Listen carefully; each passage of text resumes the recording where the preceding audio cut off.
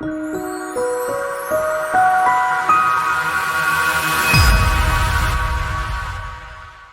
morning, good afternoon, and good evening. Welcome to the second day of the WCO's second global conference on cross-border e-commerce. My name is Brendan O'Hearn, and I'm the Deputy Director in charge of Procedures and Facilitation here at the WCO. Today, we will have a roundtable and 2 panel sessions, followed by our closing session. For participants joining us today, and as a reminder for all, this conference will be conducted in English and in French with simultaneous interpretation. You can choose the language channel at the bottom of your screen. Participants are encouraged to ask questions using the chat function on the Zoom platform. Presentations will be shared via the event website after this conference. The speakers' bios are available on the conference website for your reference, and the conference will be recorded, and we're working on the necessary arrangements to be able to share the recordings with you through the WCO's YouTube channel.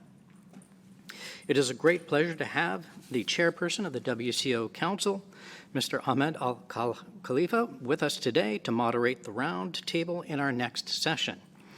This session will focus on facilitating digital trade to form an important part of the global economic recovery for COVID-19 and renovation of customs procedures with use of data and modern technologies based on cooperation along the entire e-commerce supply chain.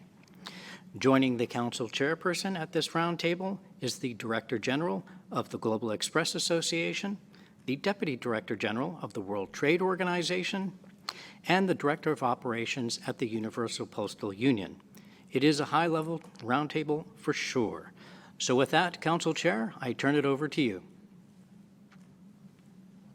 Thank you very much, Brendan. Ladies and gentlemen, good morning, good afternoon, and good evening, and welcome to the 4th session of the WCO's second Global Online Conference on Cross-Border E-Commerce. My name, as you heard, is Ahmed Al-Khalifa, and I'm the President of Customs in the Kingdom of Bahrain and the WCO Chairperson. For those of you that attended day 1 of the conference, like me, you would have heard about the customs perspective on e-commerce, the benefits of implementing the WCO e-commerce package, customs measures under COVID-19 for e-commerce supply chain continuity, and some of the new opportunities on the horizon to improve the procedures in some of the regions. We also heard the private sector's perspective in adopting new business models such as fulfillment centers. But if there is one thing for sure, you would have realized the size of the challenge due to the figures that were mentioned by the speakers yesterday. This session is titled Reinforcing Collaboration and Harnessing Technology. Over the next 50 minutes, we will be focusing on facilitating digital trade to form an important part of the global economic recovery from COVID-19 via reinforced collaboration and renovation of customs procedures with the use of data and modern technologies based on cooperation among the entire e-commerce supply chain. The panel of this session, as introduced by Brendan, is of high level and play an important role in their capacity in the global supply chain. And I am honored to introduce them to you. My first speaker was the Vice Minister of Commerce of China and went on to become China's ambassador to the WTO. He has been earlier this month appointed as the Deputy Director General of the World Trade Organization, and I congratulate him. Let us welcome Mr. Xiangchen. Welcome. Thank you, Hamid, Mr. Hamid KHALIFA. It's my pleasure to attend this conference. And the WTO and the WCO have a long-standing collaboration across many areas, including on e-commerce. Both the WTO and the WCO have an important and complementary role to play in supporting the digital economy. The WTO has closely followed the discussions and attended meetings of WCO Working Group on e-commerce since it was established in 2016. In December 2020, the WCO launched an e-commerce package, which consists of a series of tools supporting the implementation of framework of standards on cross-border e-commerce. These instruments include standards that have been developed based on the principles such as advanced electronic data and risk management, facilitation and the simplification procedures, measurement and analysis, as well as partnership.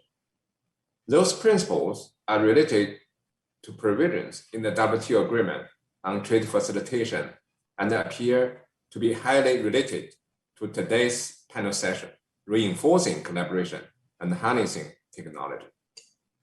It's clear that the world is hugely dependent on information and communication technology, and the digital trade is an essential component of global economic recovery from COVID-19. E-commerce can ensure wide participation of small and medium-sized business in both domestic economies and the international trade. The pandemic has highlighted the importance of digital technologies in general, but also several vulnerabilities across the world. On the use of data and the technologies, the benefits are many and include improving transparency, supporting research, as well as stimulating innovation, computation, and efficient business operations and practice. Countries are increasingly relying on data flows with respect to, for example, policy making in addressing economic, social, and health challenges.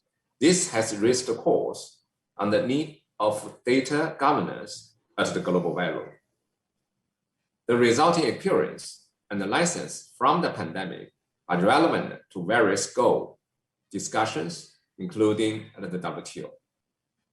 Such discussions could benefit from looking at greater international cooperation to facilitate cross-border movement of goods and services, narrow the digital divide, and leveling the playing field and ensuring wide participation of small and medium-sized enterprises in global trade, in particular, those from developing countries and the least developed countries. Thank you. Thank you very much, sir. And let me introduce my other two speakers. My second speaker is the Director of Operations at UPU. I'd like to welcome Mr. Abdelilah BOUSSETTA. Welcome. Thank you very much, Mr. Chair. So I would like just to convey the apologies of our Director General, Mr. Hussein, who could not join because of last-minute engagement. Thank you very much. Thank you. And last but not least, my speaker is the Director General of the Global Express Association, which he joined in 2010.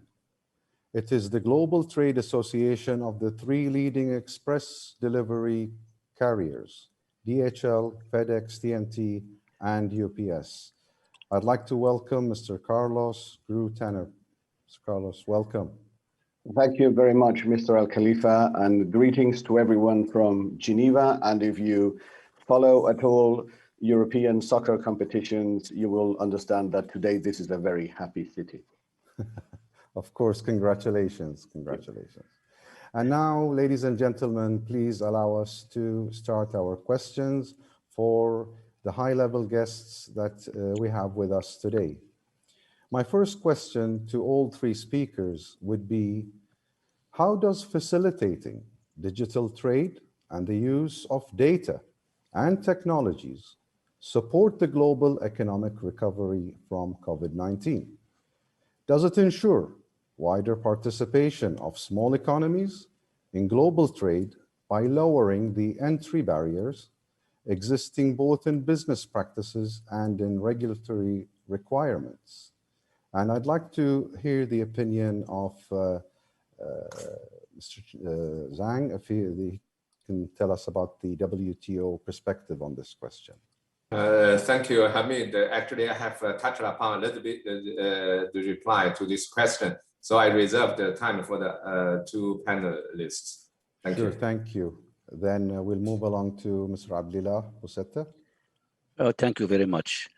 In UPU, we consider that the pandemic COVID-19, among what this pandemic bring for the postal sector and the global sector of trade, is play a role of accelerator. It has been accelerating digitization. It become a must. Before, we were questioning whether it is nice to have it or no, but now we don't have any choice.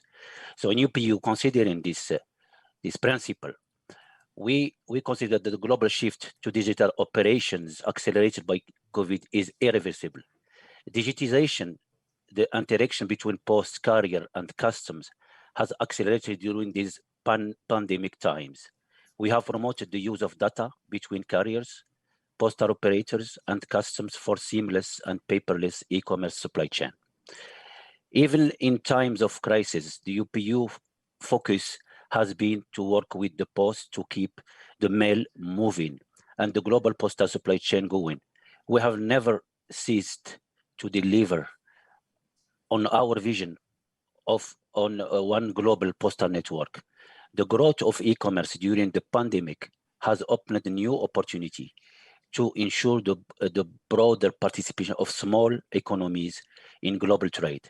Citizens and SMEs have been severely impacted during the pandemic by lockdowns and related falling income. E-commerce has given these SMEs hope. Governments recognize posts as a key support channel for SMEs, as affordability and universal access in underserved communities are critical for their development. So this finished my intervention for this first question. Thank you very much, sir. And how about your opinion, Mr. Tan, please? Thank you very much. And I think this is an extremely timely conversation we're having. And I would agree with Mr. BOUSSETTA that the pandemic has indeed accelerated changes that were perhaps already happening. It just made them faster. And we should draw some lessons from them, in particular about the importance of facilitating trade and e-commerce in particular. Let me give you some background, perhaps. For the three members of the Global Express Association, these were extraordinary times. We have experienced a massive increase in the volume of shipments, of cross-border shipments containing goods during the first phase of the pandemic. Particularly, we measured that and we saw that in our combined networks, volumes of shipments with goods crossing borders grew by 50% in a matter of a few months. It's simply enormous. Part of this, of course, is a number of extraordinary shipments with medical equipment, PPEs, masks, etc., which our members carried worldwide to keep hospitals well stocked and fight the pandemic. But that's just part of the story. The other part is this enormous boom in e-commerce. In many places around the world, consumers went online because they could not go to the shop around the corner. So in many cases, they went online for the first time. And as the pandemic subsides, and we hope it does soon, many of them will go back to the shops, to the physical shop, and it's a good thing that they do, but many will keep shopping online. So what I can say is that e-commerce is certainly here to stay, and it should be considered not only a lifeline for many households during the pandemic, but as Secretary General Denton of the ICC was saying yesterday, just trade. This is a mainstream trade channels now.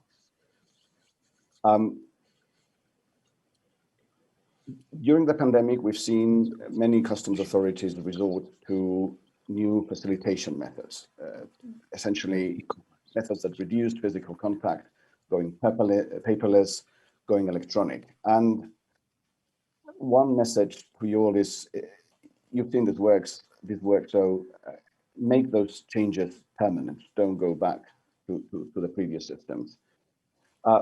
But coming to your question specifically now, do we think this would help economic recovery? Of course we do. Like many speakers before me have said yesterday and Mr. BOUSSETTA more recently, this opens up tremendous opportunities for the smallest traders. But at the end of the day, again, it's just trade. We could quote, I don't know how many studies from the OECD or others explaining the benefits of trade facilitation in lowering the cost of trade. If you do lower the cost of trade, you can fuel a trade-led recovery. So that makes eminent sense to us. Now, the question is, what about e-commerce? Does it make sense to facilitate e-commerce further? Yes, it does.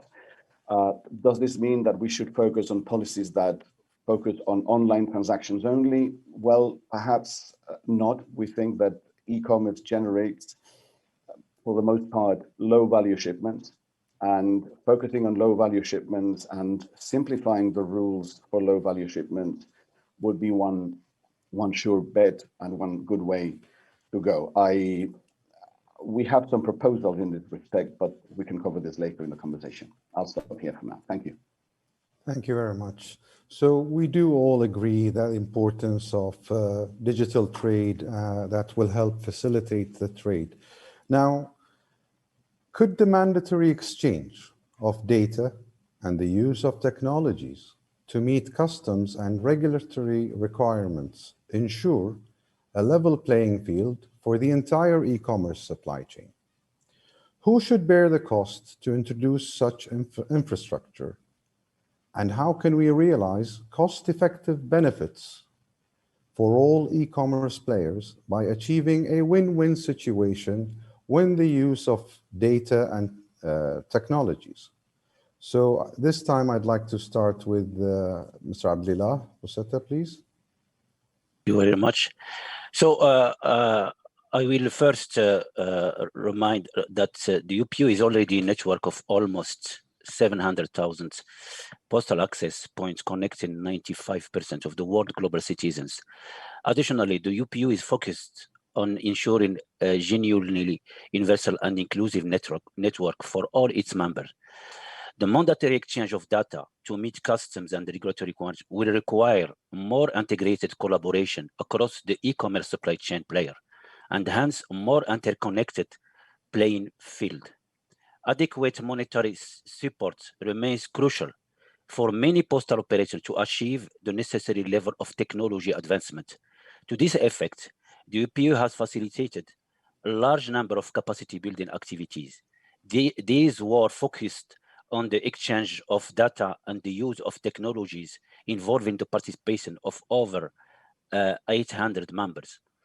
Ultimately, this infrastructure costs in technology is a long-term investment that should produce substantial returns to all e-commerce players, including postal operators, in terms of increased efficiency, quality of service, and effectiveness of the global supply chain. To just conclude here, it is very important here I see the role of the international organization like UPU, WCO, WTO, to play their role to support the most needing countries or operators to help them to be ready for exchange of mandatory data. In the same time, UPU has adopted a different approach. The posts are dealing with mainly the quality of service. We have to meet the expectation of our customers. Our core business is not to meet with security or any other regulatory. But since this regulation are important for security, we try to take this opportunity to, in the same time, by exchanging the mandatory data, we try to use it also for improving our monitoring of our quality of service, of our network, and also using this data to accelerate and speed up the process of customs clearance. So for me, I think that it is very important to not take this data as only a burden, but to consider that it gives you also opportunity to use it for more making your services and your operation more effective. Thank you. Thank you very much. And now I'll move along to Mr. ZHANG to hear the WTO's opinion. And I would really like to personally, as a head of customs, know his opinion on the mandatory exchange of data and how would that fit out? Okay, thank you. In the context of the WTO Trade Facilitation Agreement, we know that pre-arrival processing fits into the risk management systems to provide a very powerful control tools for government. Now the main challenge in the context of e-commerce is how to adapt the tools to, first, a completely different type of importer, i.e. regular consumers and the small companies, instead of large-scale traders and the professional brokers. Second, involving a much lower value type of transactions. And the third, in a volume that dwarf the number of normal customs procedures in any country. On whether this type of data exchange should be mandatory, I am sure that a well-designed system would solve many of the problems, not only for customers, but also for other border agencies who may have a say on a particular parcel. And for sellers and the buyers that agree on a transaction through the internet, I agree. The colleague from the UUPS said, it seems natural that filling in online forms for pre-arrival processing shouldn't be too difficult to comply with. However, I think there's also some challenges in arriving to an ideal system. First, if the system used by each country is completely different, the resulting fragmentations runs the risk of resulting in relatively high costs or even in creating a barrier of entry to small companies, some of which may be forced out of the specific market if they are not able to comply with this difference. The more similar they are, the easier it's for companies to use it. Thus, harmonization and the use of international standards on the type of information to be submitted and in the data transmission protocols appears to be essential. Second, the most challenging aspect is how to ensure that high quality and reliable data is transmitted. A system will only work well and will allow governments to exercise control if they receive high quality data. Low quality or unreliable data may undermine the trust in this system. Third, a final point that I think is important to bear in mind in the digital divide, millions of people around the world do not have access to the internet and ICT technologies. It will be important to ensure that new requirements do not disproportionately affect those people without internet access, sending non-commercial consignment to families and friends. Thank you. Thank you very much, sir. And now we're moving to Mr. Tanner, and I hope you can touch upon the part of the question which says who's going to pay for it. So, thank you, Mr. Al-Khalifa. These are all very important issues, but it's a very broad field. Let me perhaps start by saying that our industry, express delivery carriers, are pioneers in electronic cargo information.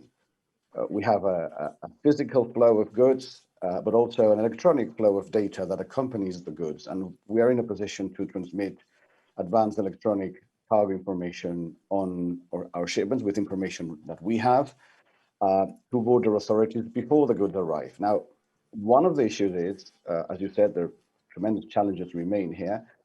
There are many countries in the world that are not yet in a position to receive, let alone process, that electronic information. And here, and may I say that these IT systems we paid for ourselves, but perhaps here the World Trade Organization's trade facilitation agreement can be of great assistance because it does contemplate the possibility for countries to get technical, financial assistance, or both. And I think with the pandemic and the lessons we've learned from the pandemic and the benefit of going paperless, of going electronic, there is a case for accelerating the implementation of the agreement and for countries to avail themselves of this technical assistance opportunity that the treaty provides.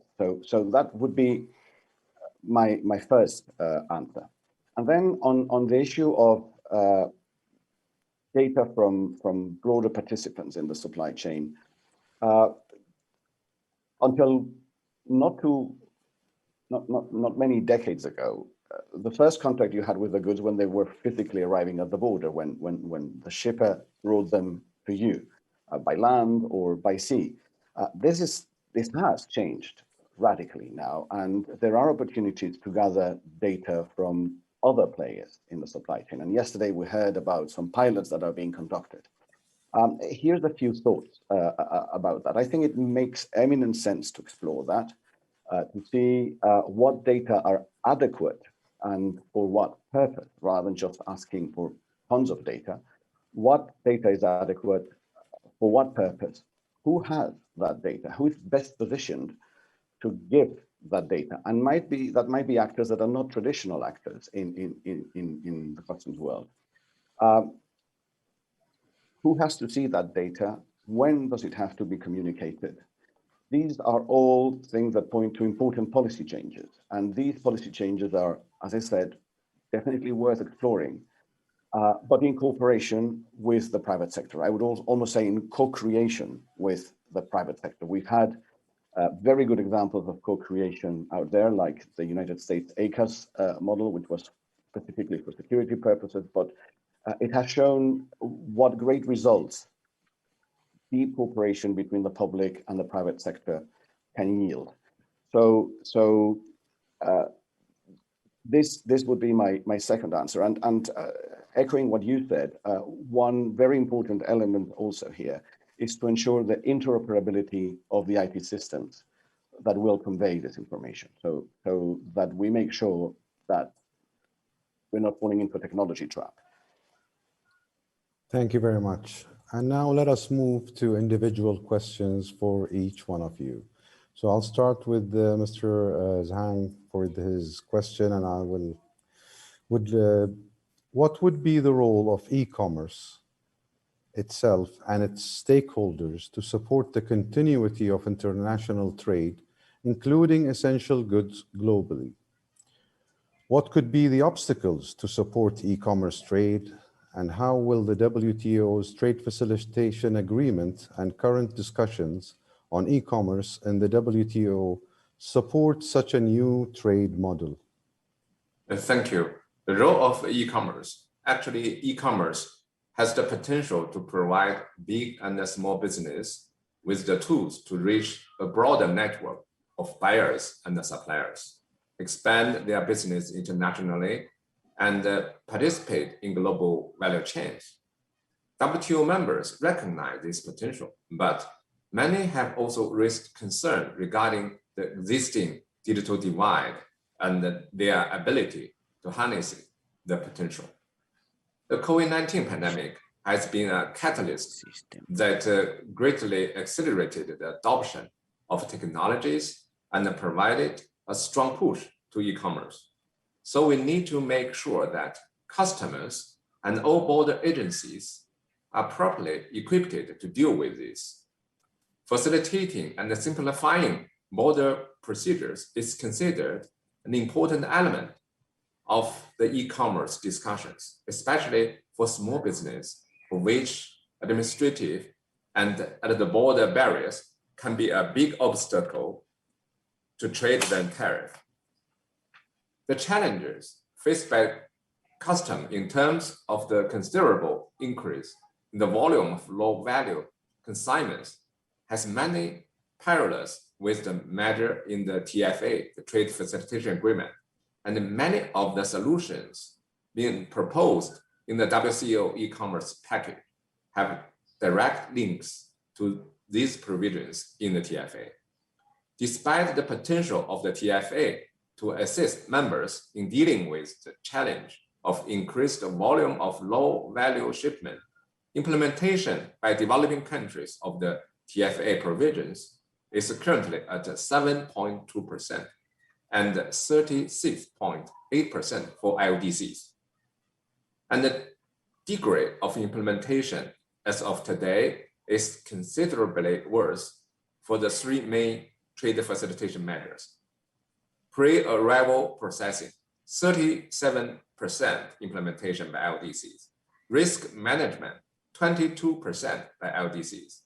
And the authorized operator, 20% by LDCs.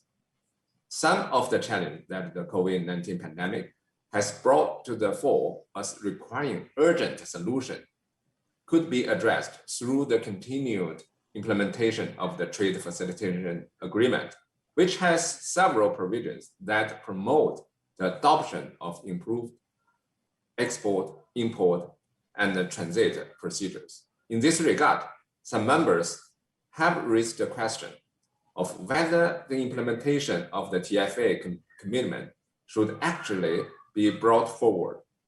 And the JSA, the Joint Statement Initiative, participants are looking at agreeing to TFA plus disciplines. On e-commerce, the WTO can create a harmonized policy-based framework to develop in an inclusive manner. And in this respect, members have deepened their engagement on e-commerce issues, both under the multilaterally agreed work program, as well as under the Joint Statement Initiative, the plurilateral discussions among 86 members. Discussions and both tracks are intensifying in preparation for the 12th Ministerial Conference at the end of this year. Thank you. Thank you very much, sir. And now we move to Mr. BOUSSETTA. I'd like to ask you, how can postal operators leverage new and emerging technologies, for example, the Internet of Things, smartphones, cloud computing, big data, artificial intelligence, augmented reality, blockchains, to strengthen cooperation along the entire e-commerce supply chain, to facilitate e-commerce while ensuring system-based compliance toward regulatory requirements? Ahmed, just before presenting what UPU answering to the questions, I would like to highlight three challenges to understand how this operator, what they are facing.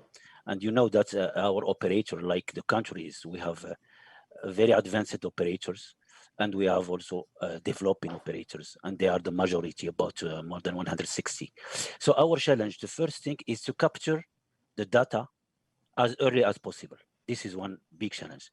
When we capture the data as early as possible, we inject the data in the systems, and we will not impact negatively the supply chain, because the assessment of the data by the regulation, because there is security assessment to be done in the country of destination, it will be not impacting the supply chain. The second challenge, it is the quality of data. If we capture bad, not good data, this will not help in this process, and we will have some delay, and we will have some exchange, useless exchange. So this is the second one is very important.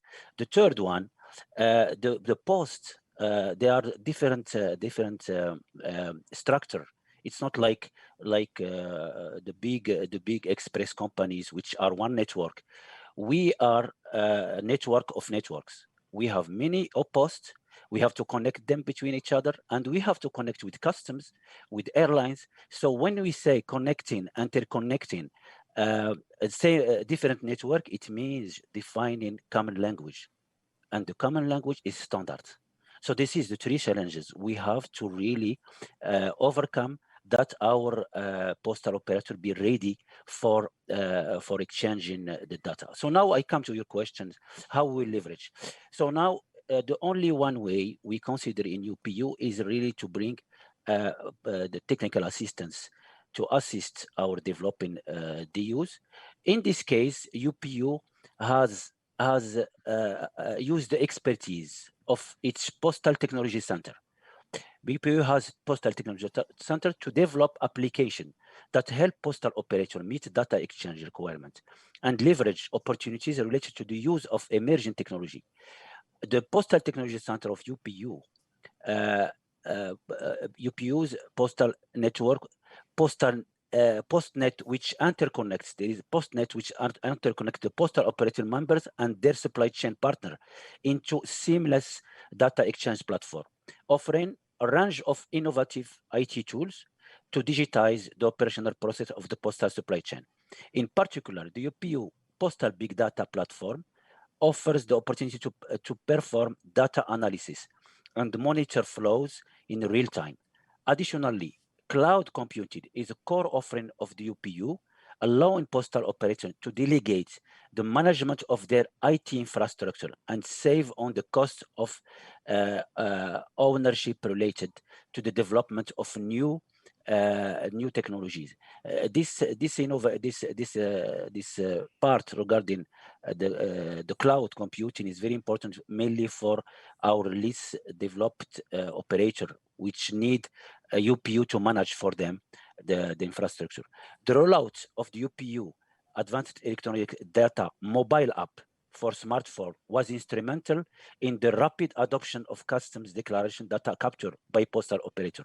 Last but not least, the Internet of Things and the use of contactless tracking technology are allowing postal operator to improve the traceability of postal item and increase the efficiency of their network. I will conclude with one main challenge we are facing is how the postal operator will buy in these technologies. This is among the challenges we are facing. Because despite all this effort, sometimes we are facing that the adoption of this technology is not that was expected. So this is among the challenges we have really to address nowadays. Thank you, Mr. Chair. Thank you. And now another question that goes back to Mr. Tanner. How can various actors in the cross-border e-commerce chain legally complement the traditional importer's role in customs procedures, such as the import declaration, duty, tax payment, and other regulatory compliance? For this purpose, how should traditional customs procedures and cross-border taxation schemes be renovated?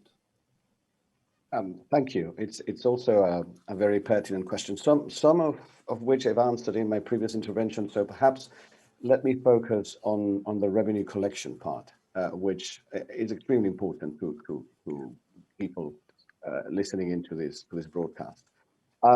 We have some ideas here, and last September we published a fairly detailed policy proposal, which I invite everyone to look up on our website, where it is available in several languages, and it looks at how we could simplify the collection of duties or taxes in a way that meets the interests of all parties, of the shipper, of the carrier, and of course of the authorities.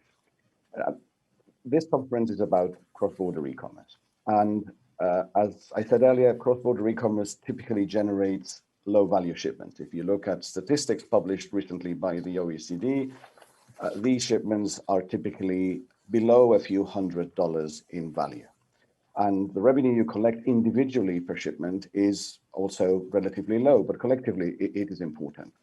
So the first thing here would be not to create specific policies for online transactions, but to focus on the value of the shipment, the low value shipment, and simplify, and this is a policy decision, to radically simplify the rules governing revenue collection, whether it's duty or tax on these shipments, because as we've said earlier, micro, small, and medium-sized enterprises are the ones that have a big chance to grow by exporting through e-commerce. But if they don't understand the rules at importation because they are too complicated, because they are designed for ocean containers, not for small parcels, they miss out. They don't have the sophistication to understand those rules. So first of all, policy decision, simplify, simplify, simplify under a certain value threshold. Our proposal, you'll see, is based on existing practices out there. It's nothing theoretical. Canada, for instance, has done it for duties. Yesterday, someone asked, how can we make sure that we use a proper HS code for our shipment if we are a small company? Well, Canada has reduced potentially 5,400 HS code for shipments under 500 Canadian dollars to 3 by grouping these shipments into three low value bands, and that makes it extremely simple to understand how to classify the shipment and therefore what duties associated with that. Australia has done it for taxes. They have a huge de minimis for duties, but they apply taxes the same way. If you're a foreign vendor or if you are located in Australia, you pay GST the same way. So there are models out there from which our proposal draws inspiration. And they also establish a level playing field as far as taxes go. Above the threshold, above the traditional rules apply, you would use the same old rules, but below, again, the idea is to simplify, simplify, simplify. There is a technology element in our proposal, but it's on second after simplification. And once you've simplified those duty rate or made clear what the tax is and how it works, you could make this information available electronically and automate the calculation for foreign vendors. So you would make that a function of the transaction of the price paid by the consumer. So we think this could eliminate or radically reduce the risk of undervaluation, introduce a very simple and low-cost way to comply. We've seen from many examples out there that simplicity drives compliance for small players. If you don't make the rules complicated, they will understand them, they will apply them. And more importantly, if a group of countries do this in sync, acting together, then of course, trade is a two-way street. Someone's export is someone's import. If you facilitate imports as a group, you will facilitate exports from the group. And micro, small, and medium-sized enterprises in that group will be able to grow and export and help with recovery from the pandemic. And government will be able to capture relatively simply the revenue from those shipments, which means that this can be done off the border automatically. And then once you have the shipment at the border, you don't have to stop it just to collect a few dollars or dirhams or whatever, but you just focus on customs risk. The revenue collection has been taken care of. So this is in essence the proposal. We think there is room for innovation here, and the benefits will really roll out if this is done by a group of countries. So this is something for the WTO to consider, and certainly for the WCO to consider, perhaps as further discussions under the framework of standards on e-commerce. Thank you. Thank you very much.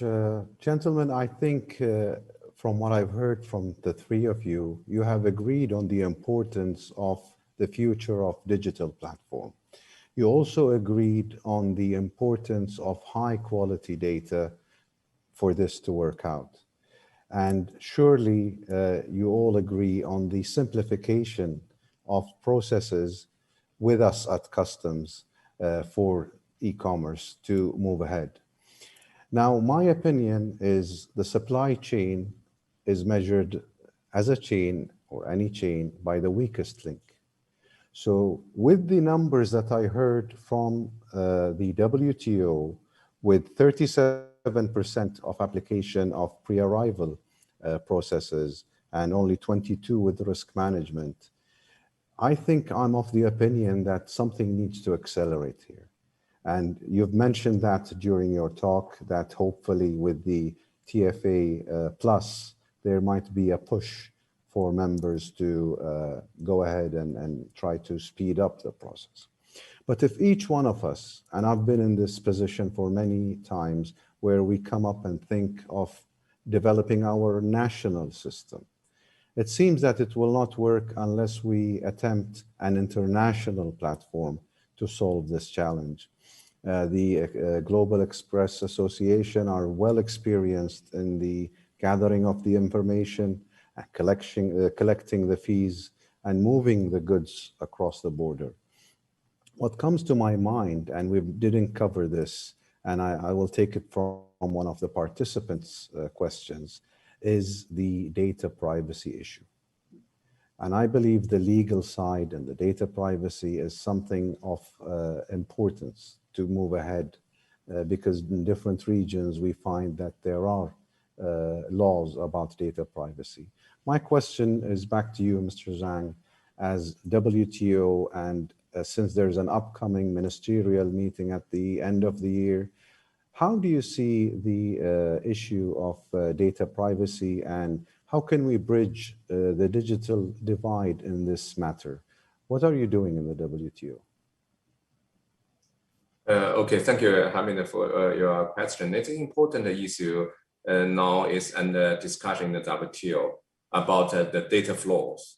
There are different opinions on this, and it is an important part of the e-commerce JSA discussions.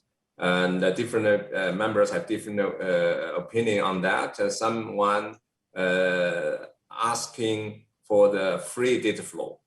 And some members prefer some administration of the data privacy at home, and some countries suggested to have the policy of data localization. So I don't think at this moment there is a magical way to bridge the difference among the members. So it's still under discussion. But I think the possible solution is to strike a balance between the completely free flow of the data and the legitimate public policy, including the data privacy. But I want to make a comment just to follow up your summarize. I fully agree with what you said, Hamid, that although the WCO have an important role to play, but there is a symmetry between the development of digital trade and the policy debate. We have to recognize this. And our colleague from UPU, from Global Express Association, made a lot of good points, which provide the important food for thought for the members. We need to accelerate our work, including the implementation of a TFA, to narrow the gap between, the need of the industry, digital business, and the policy-based discussions. Thank you. Well said, sir. I'll go back to Mr. Boussetta, and in my opinion, the UPU, and this is from experience, I've seen the digital platform, the connectivity recently here in the Kingdom of Bahrain. Now, my concern has always been for someone who's living abroad and trying to ship some goods to their family on the other side. And we find out that the quality of data when it comes to this nature of movement is a bit challenging for us at customs. What are you doing at the UPU to improve the quality when the goods are received to be shipped? Thank you for the question. So I know that the UPU is handling, if we take the whole network, more than 350 billion pieces, and this is huge. So of course, as I said, there is a lot of network. We have to define standards. So what we are doing exactly? First of all, we are complying. The first thing is to follow the decision taken mainly by WCO ICAO, which has defined which data has to be captured, because the data regarding if we take the customs declaration, you can go more than maybe 15, 20 the data. So the WCO ICAO, they have decided it is 7+1. The one is the ID of the item, the +1. It has to, we have the sender, the receiver, the HS code, etc. So this is one element. And I agree with you that capturing the data, the postal network didn't have this experience before to capture the data for the shipments, etc. It is recently with the new regulation, AED. Not like other operators, which they have lower volumes, and they have also one network and experience in this. So now we are taking this very seriously. And first of all, the data in our treaty, there is clear to address the question about data privacy. We're addressing in the treaty that the data has to be used for clear purpose. We cannot use data for anything. Second thing, we have just recently, our Council of Operations has adopted what we call MDSA, the Multilateral Data Sharing Agreement, which secure. You have to sign this multilateral. And when this is implemented, you sign only one, you sign with all the partners. Now coming to your question, the data is, so how we address it? We have to just do control of compliance. So we have launched a program which dealing with compliance and issuing dashboard country by country, DU by DU, giving them where they are not complying.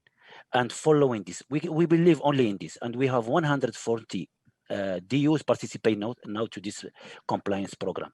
So we think this is with compliance, pushing the DU toward, and technical assistance for the one who are not ready, who need assistance.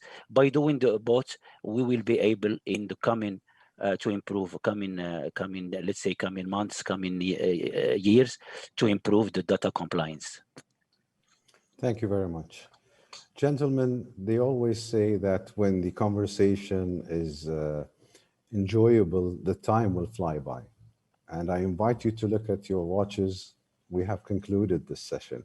I really enjoyed talking to you. I'm sure the participants have enjoyed it. And from now till the next time, we hope that there is progress at WTO with the data privacy. We hope the Global Express Association comes up with more ideas and helps us move forward the UPU. So thank you very much. And now I pass it back to the control. Thank you. Thank you. Thank you. Thank you. Thank you, WCO Council Chair, for leading that distinguished roundtable. We greatly appreciate it, and a special thanks also to your high-level colleagues representing other international organizations and the private sector. Our next session is themed Ensuring Safety and Security Through Cooperation and the Use of Data and Technologies. In this panel session, customs and private sector representatives come together to discuss how to manage risks posed by unknown traders and utilizing transformative technologies to ensure the safety and security of cross-border e-commerce.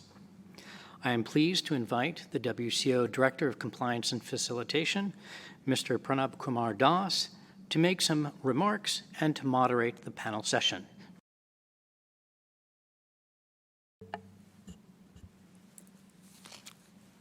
Thank you, Brendan.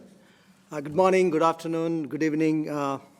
My name is Pranab Kumar Das. I am Director Compliance and Facilitation in WCO. I'll be moderating the session 5. We have excellent panelists today. We have Mr. Young-Wan Choi from Korean Customs Service, Mr. Fumio Ito from International Narcotics Control Board, Ms. Kathy Texopius from Canada Border Services Agency, Mr. Kaveh Afsar Janjani from Canada Border Services Agency, and Mr. Joost van der Grient from Dine Action. Welcome all the panelists to today's session.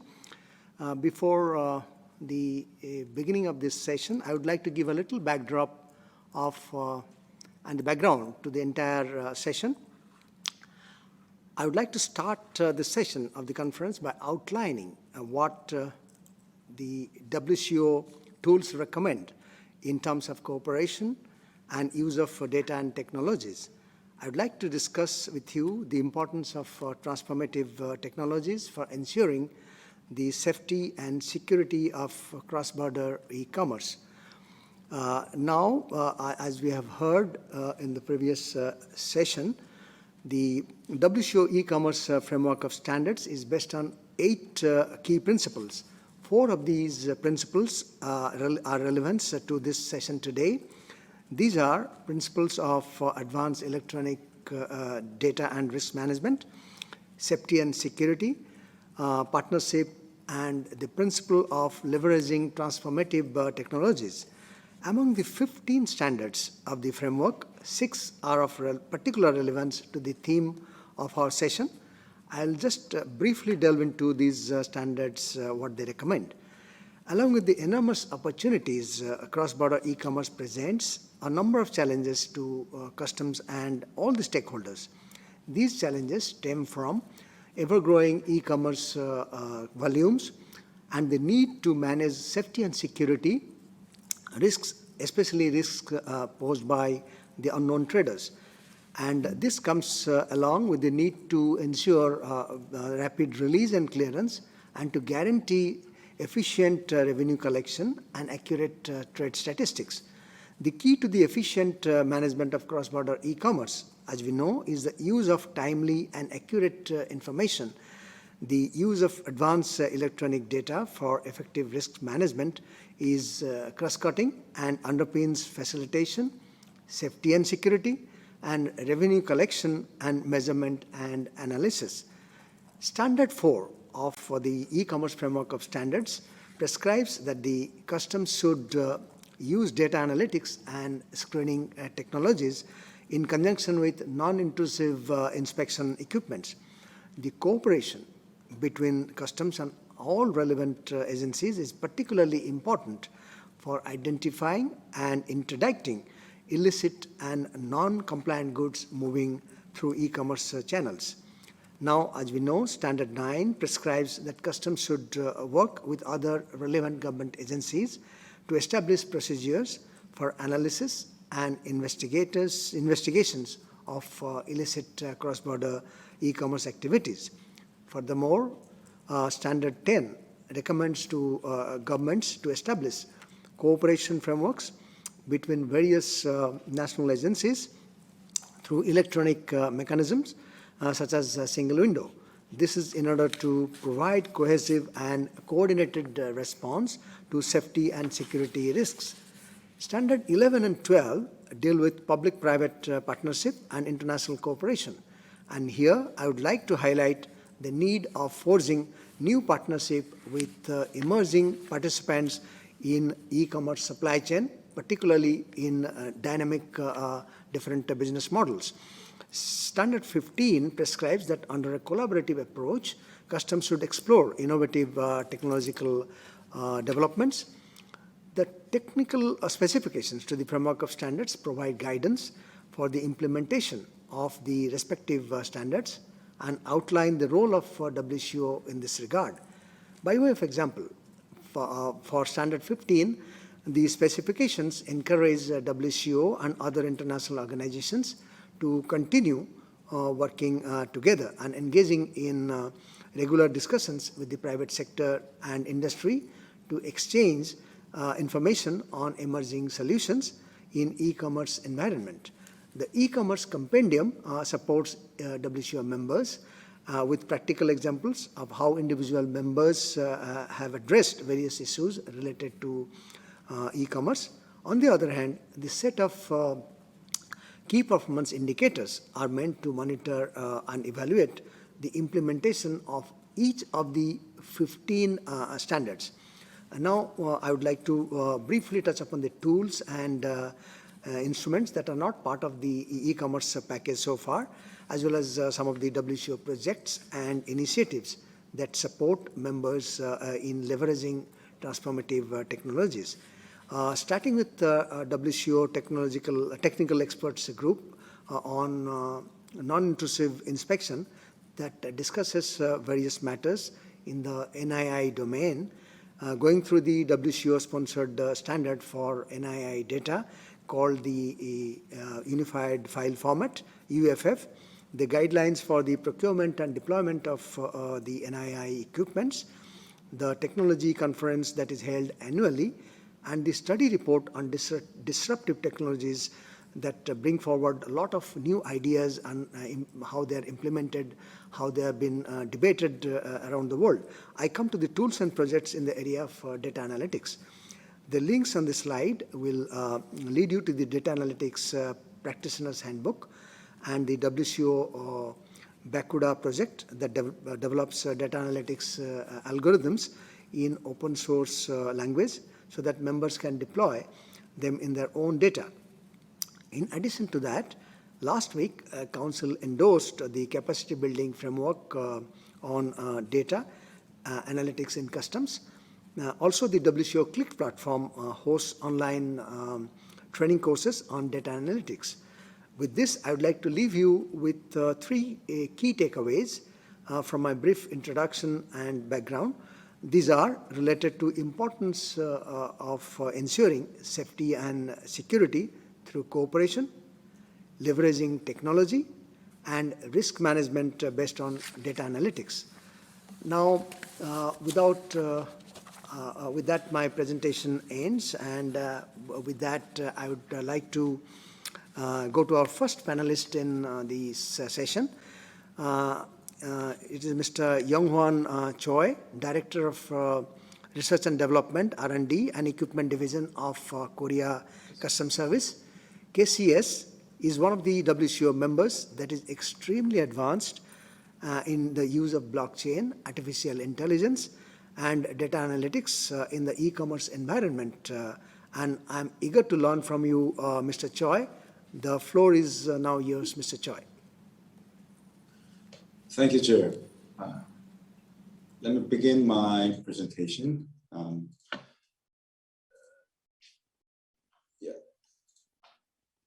Okay. Can you see the slide? Yes, we can. Okay, thank you. Distinguished participants, I'm very glad to meet you. My name is Younghwan Choi. I'm a Director of R&D and Equipment Division of the Korea Customs Service, KCS. It is my honor to present Korea Customs Control in e-commerce with new technologies today.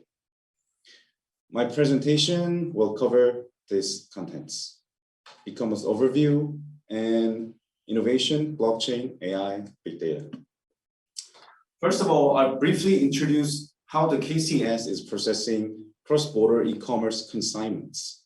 The KCS currently does not have a separate process only for e-commerce goods. However, our e-commerce management is with the focus on express cargo, which is major means of e-commerce delivery. As you can see, there are three types of declarations categorized by the value of the goods and the requirements by other government agencies. As you can see on the slide, the three types of declarations: clearance with goods list, and simplified declaration, and general declarations. Also, we conduct 100% non-intrusive X-ray screening on all cross-border e-commerce goods. Next. This slide shows the overview statistics on e-commerce imports in Korea. Korea's e-commerce import volume is increasing by more than 30% on the yearly average, which is a challenging issue to address due to the limited budgets and manpower, as well as the legal constraints. For this reason, the KCS has been exploring the alternatives from new technologies. Here, I would like to discuss the reason why the KCS select the new technologies as the answer. It can be summarized as the following. The KCS has been enhancing its system informatization capacities since the 1970s, and we have been accumulated vast trade data and data analysis capacity so far. And with the advent of the fourth industrial revolution technologies, the Korean government has supported KCS with budgets for many pilot projects such as artificial intelligence, big data, and blockchain since 2017. This slide shows how we envision new technologies into the e-commerce clearance process. Currently, as you can see on the manifest arrival and entry import in picture, the KCS is the automated targeting system based on advanced data analytics and the X-ray system to match X-ray images in real time with the data in customs declaration for X-ray screening officers, as well as the post-clearance data analytics and feedback system. Is in the bottom of the slide, there is a green one, says blockchain and AI X-ray and big data. Incorporating the blockchain technologies, the customs can open the data on the order, payment, and delivery from e-commerce operator in advance. AI X-ray screening enhances efficiency and accuracy of physical inspection, and big data assists custom officers in various data analysis for risk management. These new technologies raise efficiency and expand the points of time for customs control. The first is the blockchain, which has advantages of transparency, authenticity, and trust. The Korea Customs has applied the blockchain into 3 systems. First, export clearance and logistics. Second, cross-border electronic certificate of origin exchange. Third, e-commerce on a trial basis. Among the 3 areas, the e-commerce blockchain pilot project from 2018 to 2020 turned out to be the most successful. This success is attributed to the facts that e-commerce supply chains are relatively simple and participants are friendly with new technologies, and they have advanced IT legacy system with a full of electronic data. In the previous e-commerce flows, the original order details of the buyer on the online platform were consolidated and modified by the express carrier and customs broker, and finally sent to the customs, posing high likelihood of undervaluation, misdeclarations, sometimes IT theft. In the blockchain pilot systems, by directly sharing the information between the customs and the operators, such as e-commerce vendors, express carriers, and customs brokers, the Korea Customs could compare the details in each order with the ones in actual customs declarations to verify if the information is accurately generated into blocks and sent to the customs. The KCS also could check the 100% authenticity by comparing with the actual goods through physical inspections and provide a benefit of minimized inspection in unnecessary cases like known traders. There are 4 accomplishments of this e-commerce blockchain pilot. First, the customs became no longer a passive recipient of a data, but an active player in the e-commerce supply chain. Second, we can compare order details with import declarations to check the blockchain's authenticity. Third, the data exchange process moved away from vertical data transmissions to real-time data sharing. Lastly, the customs can provide more efficient and faster process for the supply chain. But however, there are also 3 improvements to make. The Korea Customs are working on these 3 improvements points. First, we have to lower the development and maintenance cost. The blockchain is expensive compared to the our legacy systems. Second, we have to enhance stability and transaction speed of the system. And we have to deal with the fast emerging technologies. So KCS is planning to make another blockchain project, hopefully with a WCO this year. Next is the AI X-ray scanner. The main purpose is to assist customs officers to notify high-risk goods. As I mentioned before, Korea Customs are doing 100% inspection on all the goods, all the cross-border e-commerce goods. To that end, since 2017, the KCS has begun the development of AI X-ray scanners, and we're doing the further upgrade project this year. My team is analyzing the process regarding X-ray inspections to combine AI to the actual field operations. Just developing an AI X-ray scanner system is not the end. We have to, as I mentioned, we have to combine this AI to the field operation.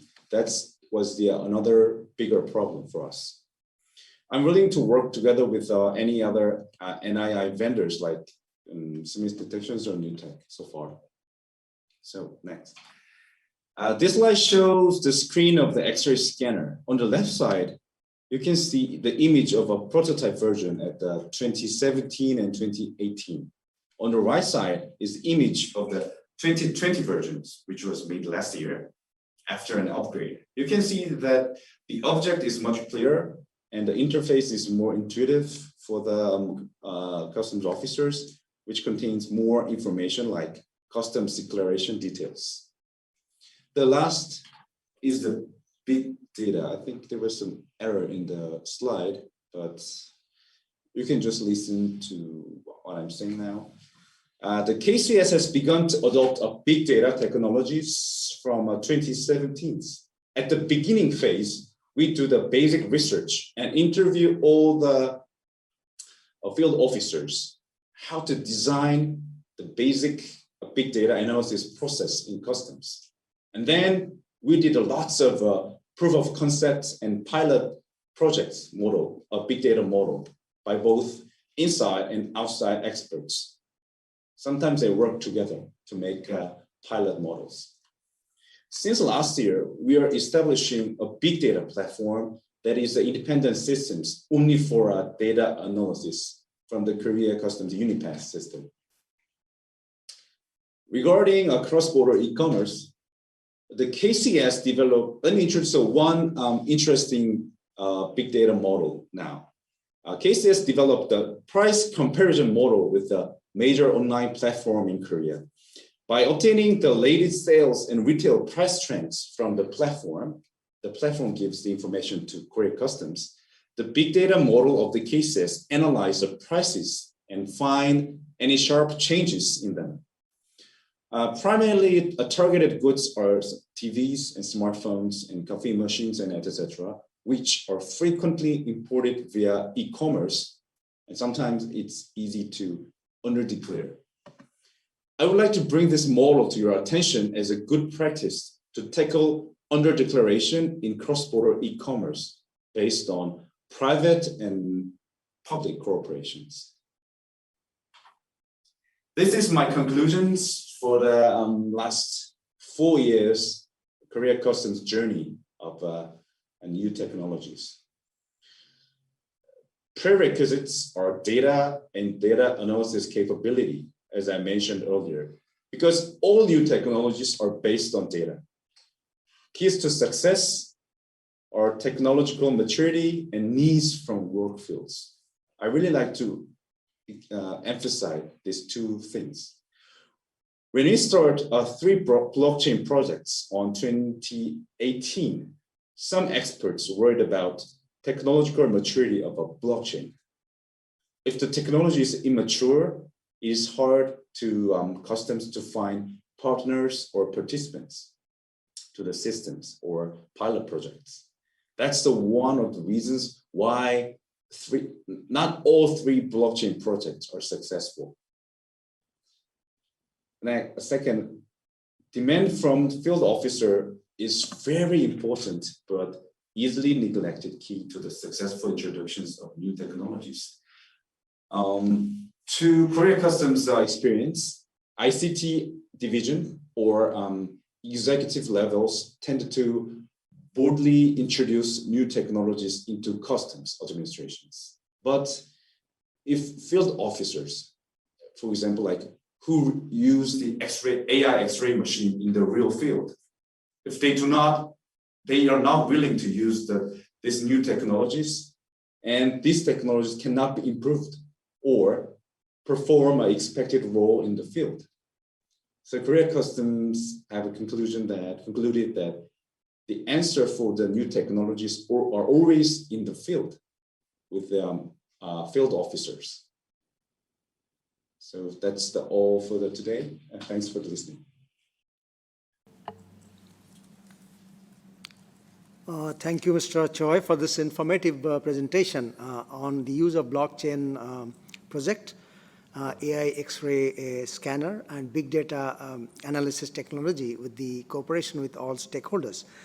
And before we go to the next panelist, I'll suggest to our participants that we'll encourage them to post their questions in the question and question tab in the Zoom platform, and so that we can enlist them, and maybe we can, when the question answer session begins, we can take as many questions as possible. Now, the next presentation will be delivered by Mr. Fumio Ito, Project Manager at the International Narcotics Control Board.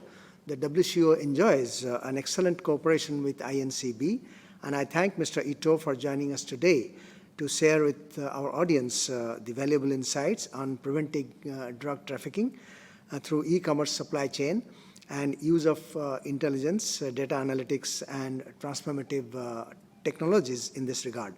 Mr. Ito, the floor is yours. Thank you, Mr. Das. And let me share my presentation once again. Sorry, so it takes time. Hopefully you see. Yes, indeed, switch it on top. Once again, thank you very much, Mr. Das, Chair. And this is great pleasure for me to speak side by side with the global leading experts. And in this regard, I appreciate WCO for inviting me to such a prestigious opportunity. Thank you very much. Today, I would like to brief you on INCB's role in promoting public-private partnership. And one more thing, Mr. Das, thank you very much for acknowledging our cooperation. We also enjoyed close cooperation with WCO. Thank you very much. Well, INCB is mandated, as you know, mandated to take care of support member states in preventing the diversion of narcotic drugs or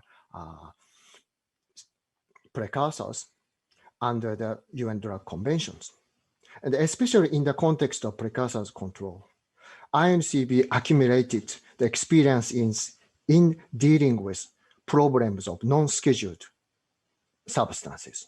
Then we apply this experience to these two new emerging problems of new psychoactive substances and synthetic opioids. For NPS problems, we started Projectile in 2013, and on non-medical synthetic opioids project, we started Opioids project in 2017. One more thing, if I can highlight, INCB's approach is more focused on support to government in supply reduction or law enforcement efforts, especially in the context of precursors and other dangerous substances. In this regard, in order to facilitate timely information sharing and operational cooperation, in 2014, we developed and launched the online secure incident communication system named Ionix. But in addition to those classic law enforcement approach, the problem of non-scheduled substances can be effectively also by mobilizing the spontaneous or voluntary cooperation from private sector. Therefore, we also promote the public-private partnership in the context of the response to dangerous substance trafficking. When we talk about public-private partnership, we are focused on 4 key areas of industries, which corresponds to the cycle of drug trafficking, namely manufacture, marketing, movement, and monetization. First, let's look at the overview of the modern day trafficking. In these days, we don't necessarily need to go down to street to buy personally drugs from I would not say but anyway, so that, they're dealers. You just sit in your home and online, you can order products and again sit in the living room waiting for your products arriving at your doorstep by mail or courier services. So obviously, modern day trafficking is based on the exploitation of legitimate services of internet or logistic services. And one more thing I wish to highlight, especially new emerging dangerous substances like NPS or synthetic opioids. You don't necessarily need to go to the dark web market. On the various surface web platforms like e-commerce, social media, or messaging services, you can find tons of offers of those substances. This is our situation. So in order to raise awareness among governments and the private sector and facilitate their cooperation, INCB has been organizing series of meetings, starting with small expert group meeting on internet trafficking in opioids in Vienna in 2018, followed by larger workshop in Bangkok and in Hanoi in 2019. And we started organizing larger meeting workshop in Asia because the Asia is being considered as has been considered as a source of those substances. However, especially in the context of modern day trafficking, especially in the internet-based trafficking, the problem is not the regional specific ones. So it inevitably has a global implication. Therefore, our meetings is becoming more interregional and global. Before highlighting several successes of public-private partnership especially with e-commerce companies, I would also like to highlight one product of our project based on the public-private partnership with manufacturing industries. This is a list of opioids with no known legitimate use. Because this list is simple list containing some 140 different type of substances, which is categorized as opioids. But all of them have no legitimate use. So any of these substances are offered or requested on the web because they do not have any legitimate use. Something must be wrong, possibly criminal intent or abuse purposes they are offered or requested. And one more thing I want to highlight is that not every one of us is not necessarily so that all of us are chemical or pharmaceutical experts. I myself a lawyer, my knowledge in chemistry and pharmaceutical science is limited. So in many cases, if online offers for fentanyl or carfentanil was made with very straightforward product description by fentanyl, for example, it's easy even for us to identify. But if those vendors shifting their product description to alternative chemical name or CAS number, typical chemical signifier, or structure diagram, we will get easily lost. So in order to fill such a knowledge gap, we compiled this list in cooperation with chemical experts from governments and leading research chemical companies of the world. And these products also serving or supporting the public-private partnership in especially the sphere of the internet, with the internet companies, related service companies, and the logistics industries. One example, first example is from the Republic of Korea. EC21.com is the largest business-to-business platforms from the Republic of Korea. And this is very popular, legitimate and very popular website. And it's known to the many small and middle-sized enterprises of the world, including suspicious vendors of dangerous substances. Back in 2016, EC21 had the over 300 suspicious offers of fentanyl and other opioids. INCB found this fact and informed them through the government of our findings. The company is keen to protect their company's image because they are a legitimate company. Started strengthen the monitoring, self-monitoring of their platforms. And in 1 year, they managed to reduce the number of suspicious offers down to 100. It's already great. However, the problem is that once the company strengthened the monitoring, the vendors started shifting their product description. For example, tweaking spelling, like adding extra L after fentanyl, like fentanyl LLL, or tweaking spelling like fentanyl. So in order to identify such tweaked description, the technician of EC21 developed the similarity calculating algorithm by themselves and applied this algorithm. As a result, they managed to further reduce the suspicious offers down to 30 at the beginning of 2018. Then suspicious vendors further tweaked product description using CAS number or detailed description of a chemical structure, which is not well known to the lay persons. And the e-commerce companies, they are, so they do not have a scientific expert in the team. So there was a knowledge gap. To help the company, INCB provided the list of opioids with no known legitimate use through the government. Then applying the information on the list, they managed to reduce the offers to zero by middle of 2018. This is a great success. And this type of success was replicated in other parts of the world.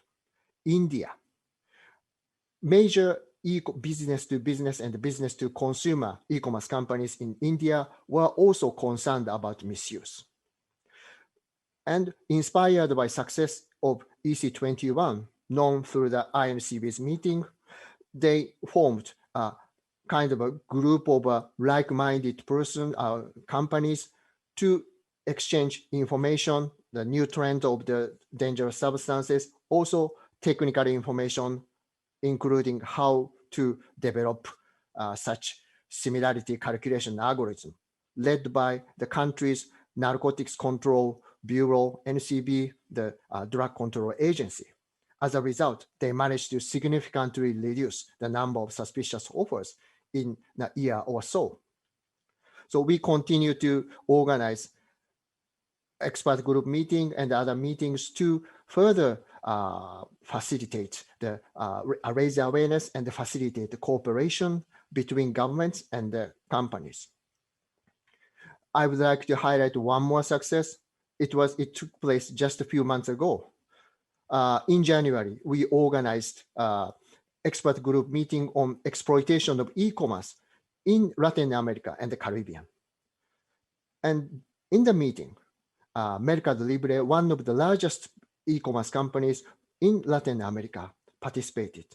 And inspired by the success in other parts of the world, also they we were interested in the use of the our list of opioids with no non-legitimate use, then they quickly act on the problem. In just a matter of a week or two, Mercado Libre managed to remove over almost 800 suspicious entries or listings related to fentanyl and other opioids out of their platforms in the region quickly. And we also support support the movement, logistic industries. We are organizing similar meetings to raise awareness and facilitate cooperation and the networking within the logistic industries, post, courier, freight forwarders, and air cargo agents, for example. And in addition, in close cooperation with WCO, UPU, and Oceania Customs Organization, we have been also providing training on safe handling of shipment containing dangerous substances and intelligence sharing to frontline customs officers and postal officers. And well, a bit more, I will continue. Monetization, we also concerned about the misuse of various type of fintech services to conclude those online-based trafficking or transaction. Typically, money value transfer service, which is known as e-wallet services, are misused. This is a backbone technology of the online payment of using a credit card or a new payment service like PayPal, or money service businesses, broadly mainly known as foreign remittance services.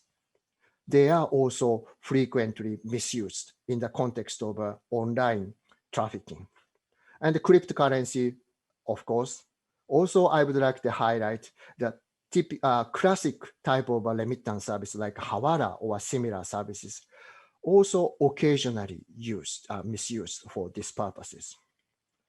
In order to raise awareness in this regard too, we are organizing the series of meetings, first with the money value transfer services, and then later we are planning to organize similar meeting on money service businesses and virtual asset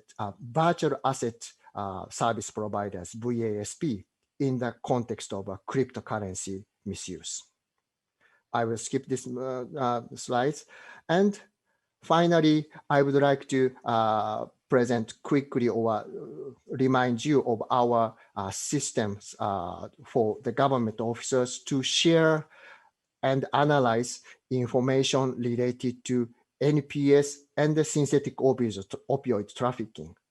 First one is the Ionix Projectile Incident Communication System. This is web-based secured communication system only accessible to vetted government officials working on drug control. But this system has a multidisciplinary or agency users, customs, police, postal inspectors, or regulatory or health regulatory authority, for example. By having a multiple authorities users, we can facilitate various type of information on time.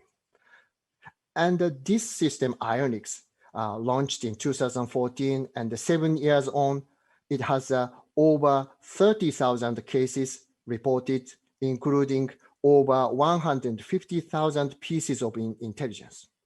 And now it's rather hard to make a quick analysis of data.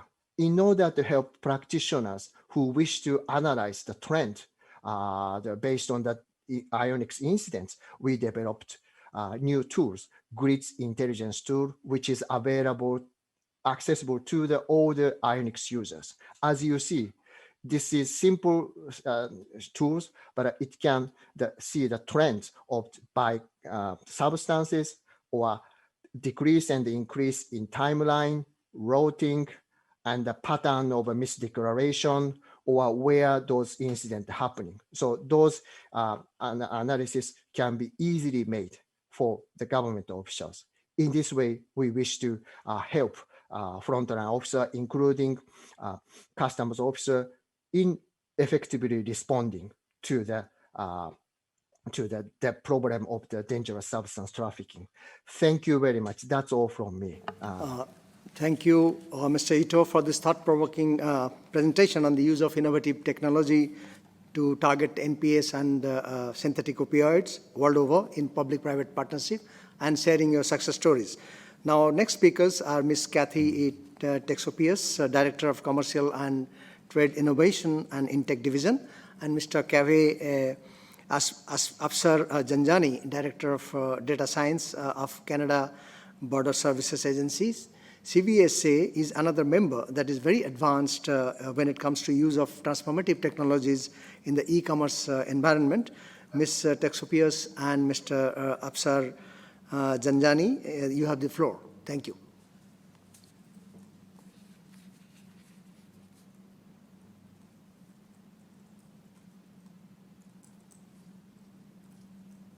I believe Kaveh is going to share the his screen for the presentation.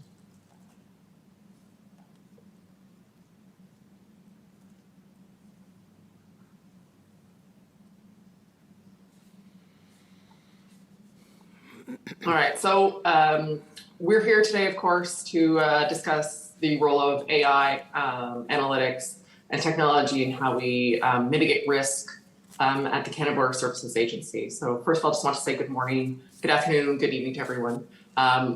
It's interesting to see the other presentations, and we're all dealing with the same things and approaching things similarly, but a little bit differently as well. So we're going to go straight to the background here. I think we're all quite aware of what's been happening with the continued increase in volumes due to e-commerce and the evolving threat landscape. We're facing new challenges when things are being imported into our country. For example, our BSOs, our border services officers, are having less and less time to get through that volume and to carry out our mandate of intercepting contraband, such as opioids and guns, while also ensuring that all duty and taxes are collected and remitted to the Government of Canada. So knowing that we can't continue on like this with this forever increasing volumes, we're really supporting innovation by making space for experimenting with AI, doing short-term proofs of concepts, dealing with technology and data analytics to really digitize, automate all of our processes, but also enhance our risk targeting capability so we can streamline things at the border. So why would we start with opioids and guns? Well, because we need to start somewhere. And in Canada, we have an opioid crisis, and Canadians are dying at alarming rates for opioid overdoses, and 50 grams of fentanyl can kill 25,000 people. So just for reference, on slide 3, the needle on haystack photo, that's a pen for reference, and that is 50 grams of fentanyl. So that has the potential, just that one package, of killing 25,000 of our citizens. Right below that is a receiver for gun parts. When our officers are looking at X-ray images to try and intercept guns, it's not just full guns that are easily intercepted and easily identified. It's gun parts that are being imported. So guns are being taken apart and shipped separately, their pieces, into our country and making their way into our streets. And of course, that involves with the increase in gun violence within our larger cities. So we're looking at these first because we have to start somewhere. So Kaveh, that we can go to the next slide now. So essentially, knowing that this is such a huge and complex problem that e-commerce really presents, it's a different way of doing business. At the agency, we decided to tackle it by looking at a different framework. And a lot of these things have already been mentioned today and yesterday. When we're looking at our legal and regulatory frameworks, how do we simplify it? What do we need to change? A lot of these were put in place before e-commerce presented any sort of challenge. It was made for a different time, a different place. And now we're trying to catch up and make these legislative and regulatory changes to really put us in a position to best deal with the influx of e-commerce goods. So we're also looking at enabled operations. So that's your technology, your use of data analytics to really give the best information, the best tools to our frontline officers to do their job and deliver on our mandate. Also with this is looking at different partners and collaborations, whether that's with private industry, whether that is with, importers and, vendor-based platforms or our courier partners across the board. We're looking at ways to develop new ways of doing business. And then of course, there's the capacity building. So while we are definitely still interacting and using private industry, and also partnering with academic institutions, we're really building our capacity within our own organization in relation to data science. So we can use that to help us have a solid base of people who not only understand data analytics, but also how our business works, because those speaking to each other is extremely important, because we have to have good quality data to do the analysis on, but we also have to have the relevant data related to customs to really help pinpoint and help target things of higher risk. So if we go to the next slide. So one of the experiments that we've done, we're going across here, we're doing a lot of things related to image analytics, data analytics, because it's all part of the intelligence continuum for us. So while we are looking to identify high risk and unknown risk goods and prevent them from coming into the country, we're also using the same information to identify things that are normal, things that are permitted to come into the country. So once we identify those can be better facilitated into the country while we focus all of our energy and efforts on those things of high risk. So what we first did for guns and gun parts was start with some image analytics and machine learning. So in the beginning, we were using manual inspection of X-ray images. So you would have an officer watching the same X-ray images coming over and over and over again. So there's issues with that in terms of fatigue. There's also issues with not necessarily identifying every type of gun part or understanding that this is what fentanyl looks like, et cetera.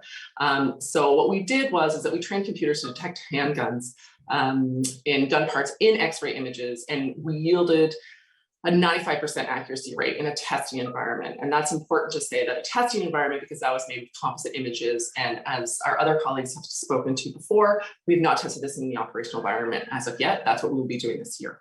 So we're looking to increase our capacity to interdict guns and gun parts, but also using the same technology tweaked a little bit, obviously, to have future applicability to intercept other things such as opioids, or we could have anything else that we wanted to train the machine to. So, but further work is really necessary to be done. We need a larger data set and increased accuracy and speed. But before we go to the next slide, I just want to give a brief rundown of how we got to where we were. So essentially we partnered with private industry and we sat down together and put together our first attempt.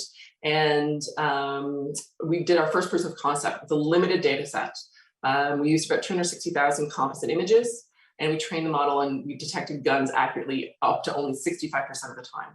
So these were generated by Canada Border Services, but most of these images were manufactured. So the second attempt had our personnel test new algorithms on purely academic data containing real gun images and guns in bags. So the strength of this methodology meant that a relatively small number of images could still provide excellent results. So we had between 4,500 and 7,100 images, both yielding 95% accuracy rate. So this was done, of course, with the introduction of a neural network, which definitely improved our accuracy a lot. And we've also had that methodology validated by some academic institutions who we partner with as well. So 95% accuracy rate sounds fantastic, but it's not enough. We have to further reduce the false positives to not overburden BSOs with unnecessary exams. And we need to also reduce the false negatives to ensure that we are intercepting contraband. So that's when we're going to look to the larger data sets. And that's what we're working on right now. The more data we have, the more images, the better we can train the computer. So if we go to the next slide, Abby. We've also been working, of course, on data analytics related to the courier stream.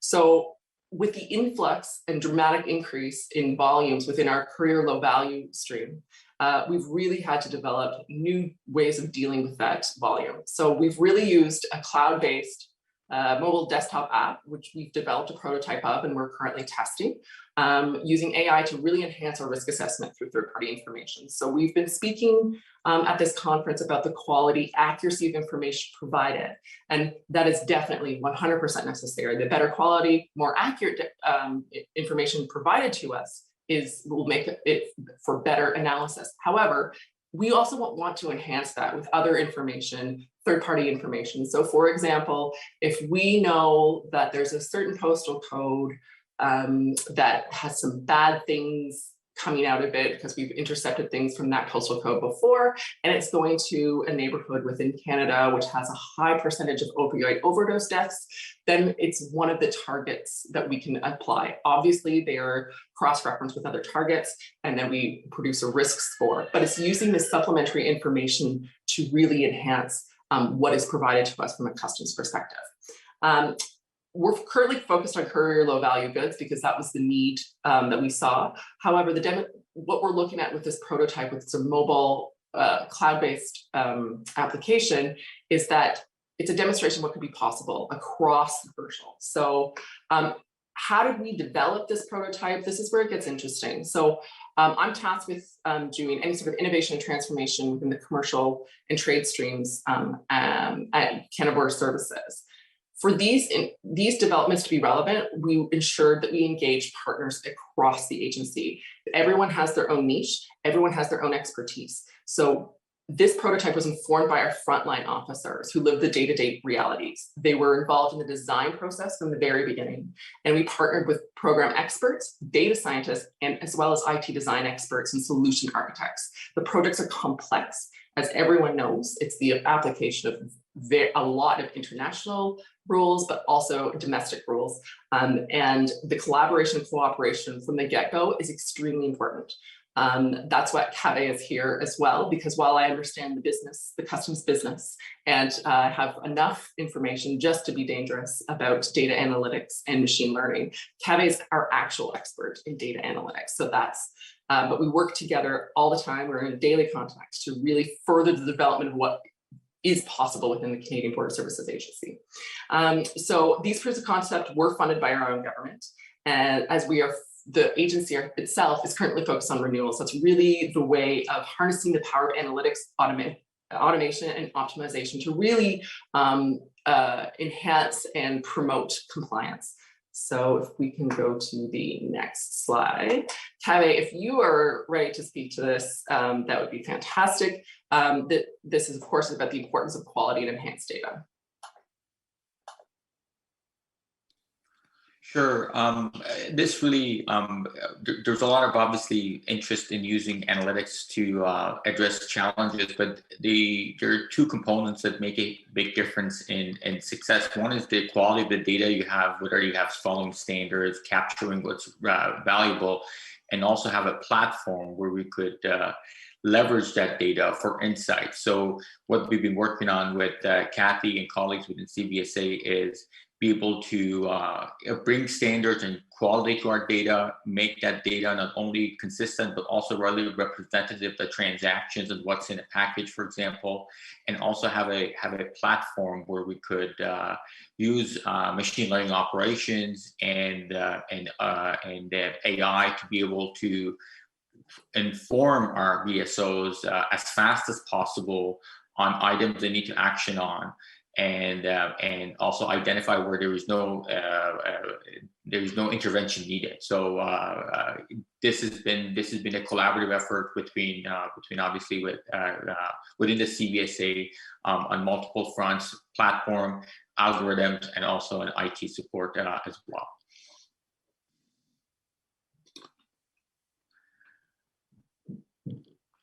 Kathy, do you want me to take this? Yeah, that would be great. Okay, so as I mentioned, in terms of improving data quality, one of the challenges we have, it's not no AI is going to address data quality issues. So one of the significant amount of effort has gone into bringing standards to our data, make them interoperable, be able to link them, and also enrich them through records linkages with various data sets within the organization and outside, to be able to build a full picture of what's happening within Canada and how the package is coming in. For example, Kathy mentioned where there's areas with high overdose rates, so can be able to overlay that on top of the data that we have to be able to understand where high-risk addresses may be. And we use a lot of artificial intelligence in improving data quality and enriching the data.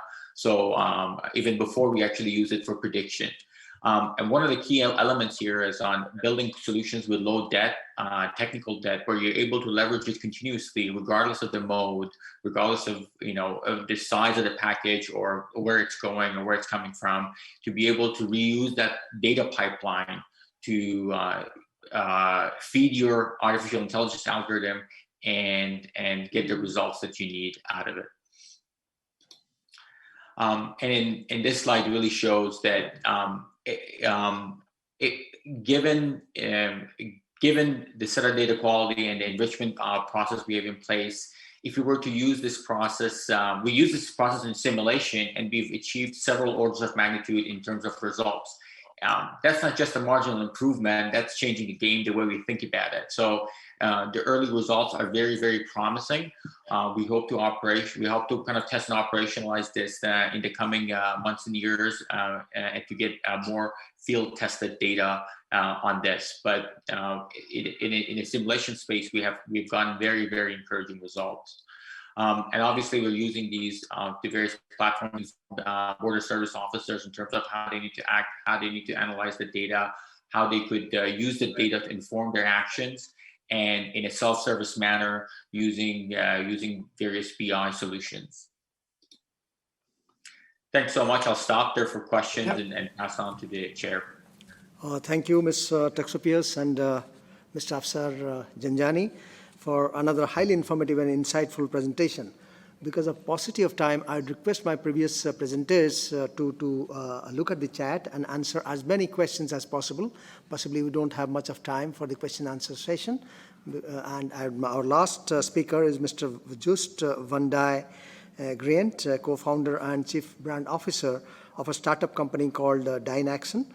Dynaxon has developed a solution that is not yet commercially available, but is believed to be having great potential for detecting explosives and drugs in parcels, suitcases, and small freight. Mr. Van Dij Grient, the floor is yours. Thank you.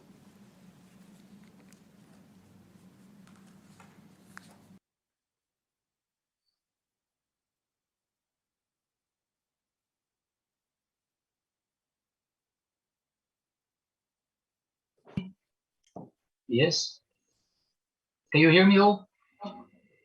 Okay. Yes, sir. I've just unmuted your microphone, and we can see your presentation. Please proceed.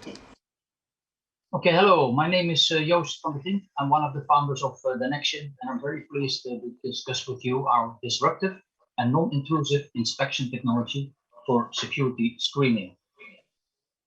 Dynaxon is a young startup from Eindhoven in the middle of the so-called Brainport region. The same as the World Customs Organization, we have a mission to improve global safety. We are about 2.5 years old, and we are developing a disruptive technology to identify drugs, explosives, and other illegal and dangerous goods in parcels, suitcases, and freight.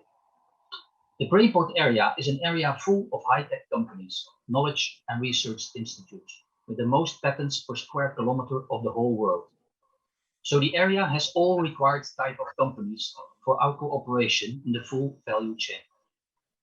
For us as Dynaxon, it's important to also mention that there is a strong link between our region Brainport and the region's airport and seaport, since both Schiphol Airport as well as Rotterdam Harbour are frontrunners in security. So it speaks for itself that we have a very close contact with them, as well as with the Dutch Customs Organization and the policymakers. The technology we are developing is very different from current X-ray, CT, and other non-intrusive technologies. Our technology is based on a particle accelerator that generates neutrons. The neutrons react with the materials inside, and those create atom-specific reactions. We detect all these reactions and collect the data on the content. The very powerful artificial intelligence and machine learning identify the exact material composition, accurate and precise, up to atomic level, fully automated. We can see the difference between milk powder and cocaine, or between syrup and nitroglycerin. There's no need for costly operators to look at images, and there's much less opening of parcels and suitcases. And this all results in improved efficiency, safety and security, and better border protection and control. To quickly summarize the working principle, we generate nutrients, we create a beam to penetrate the parcel or the suitcase, we detect all kinds of atom-specific reactions, we create energy spectra and images to locate threat objects, and the artificial intelligence identifies whether the material is good or not good. And if not good, we tell you exactly what it is, all within 6 to 10 seconds. As said, we are still a young startup, and our system is a complex system and high-tech system. We are in early development phase. We are currently busy with our proof of concept demonstrations. Here we will prove that our nutrient generator works and that the artificial intelligence indeed can identify benign threat materials. After that, we still need about 18 months to build a full prototype. And after that, we need another 18 to 24 months to build and test 2 pilot systems in real-life environment and for certification. So we expect to install our first commercial systems in 2025. Our biggest challenge is the need for funding. We need about €5 million to build our complex prototype, while most investors first want to see a working prototype before they want to invest. Here you see an example in daily routine. The screening image shows something that could be drugs or looks like ecstasy pills. When the parcel or suitcase is opened, it appears to be a box with famous Dutch sweets to be put on your bread. But still, this gives no 100% certainty, since the drugs could be hidden in the box. So further inspection will be needed to give the right answer. This all takes time and effort and probably results in a false alarm, a costly and ineffective process. The Xiangchen would have identified the content as benign within seconds and with over 97% certainty. Another example is the so-called Yemen bomb plot. In 2010, improvised explosives were hidden in toner cartridges in printers on UPS and FedEx cargo planes, timed to detonate mid-air over the United States. Luckily, they were tipped with intelligence tips, so they knew exactly in what package and printer the subjects were hidden. And they were subjected to X-ray, to explosive trace detection, and to explosive detection dogs. But the explosives inside were not detected. And that's because they were very well concealed and hidden, and because the explosive was very similar to cartridge ink. So the conclusion of the report was, this is impossible to detect by X-ray. And this can also happen with well-hidden biological or chemical weapon materials. The Xiangchen can penetrate the metal and doesn't look at densities, but looks at atom-specific substances. So we would have easily detected and identified the explosives or the materials. To show a last example of the power of nutrients, this is one of the things we did during our proof of concept. We 3D printed our logo in plastic, which is already hard to detect by X-ray and CT. We put the plastic logo behind 5 centimeters of lead. And still on the right-hand side, you can clearly see the logo in high resolution. This clearly shows not only the power of nutrients for high-density goods or hidden goods, but it also shows that spoofing is very difficult. In other words, it's very hard to fool the system. It speaks for itself. We have a fantastic team. The 2 founders both have extensive experience and some gray hairs. We have 8 motivated team members with relevant expertise and 4 PhDs, 4 nationalities, and a female CTO. And we make extensive use of students as well as external advisors. As the last part of my presentation, I would like to discuss the specific touch points between the Xiangchen and the customs organization and your challenges. From what I've read, seen, and from discussions with customs people, it seems that you are looking for security systems that are accurate and precise, and ideally can identify the illegal, contraband, or dangerous goods. and that you want to become less dependent on physical and human intervention. I hope I showed you that Connection is aiming and planning to do all that. We also see a trend of more and more direct shipments, which in our view will increase the pressure on accurate security screening. We can not only find explosives or drugs, but also import duty related goods like tobacco or ivory, or even plant materials, chemical and biological weapon materials, or radioactive materials. And another interesting remark to make is that an independent expertise report from TNO concluded that spoofing of the detection system is very difficult. As I said, it's very hard to fool our system. I hope I've shown you that we can improve efficiency and effectiveness of the customs security processes, because there's much less expensive human handling required, plus the advantage of immediate identification of what's inside. This is not only good for better and faster import checks, but we think it can also be used to do better export checks on, for example, drugs. Something that currently is not done because 100% on the suitcases and parcels leaving the countries are mostly checked for explosives only. So a possibility could be to check outbound luggage and parcels on illegal goods to decrease the pressure on import checks. It's part of Connection's aim and mission to help stop the flow of illegal goods entering and leaving a country. So we really think that Connection can help the World Customs Organization to improve border control and border protection. This will result in higher efficiency, more secure supply chain, less human inspections, better decision making, and potential increased revenue collection from import duties. But we cannot do this on our own. So we would really very much want to cooperate with the World Customs Organization for the same mission we both have, to reach a safer and more prosperous world. Thank you for your time.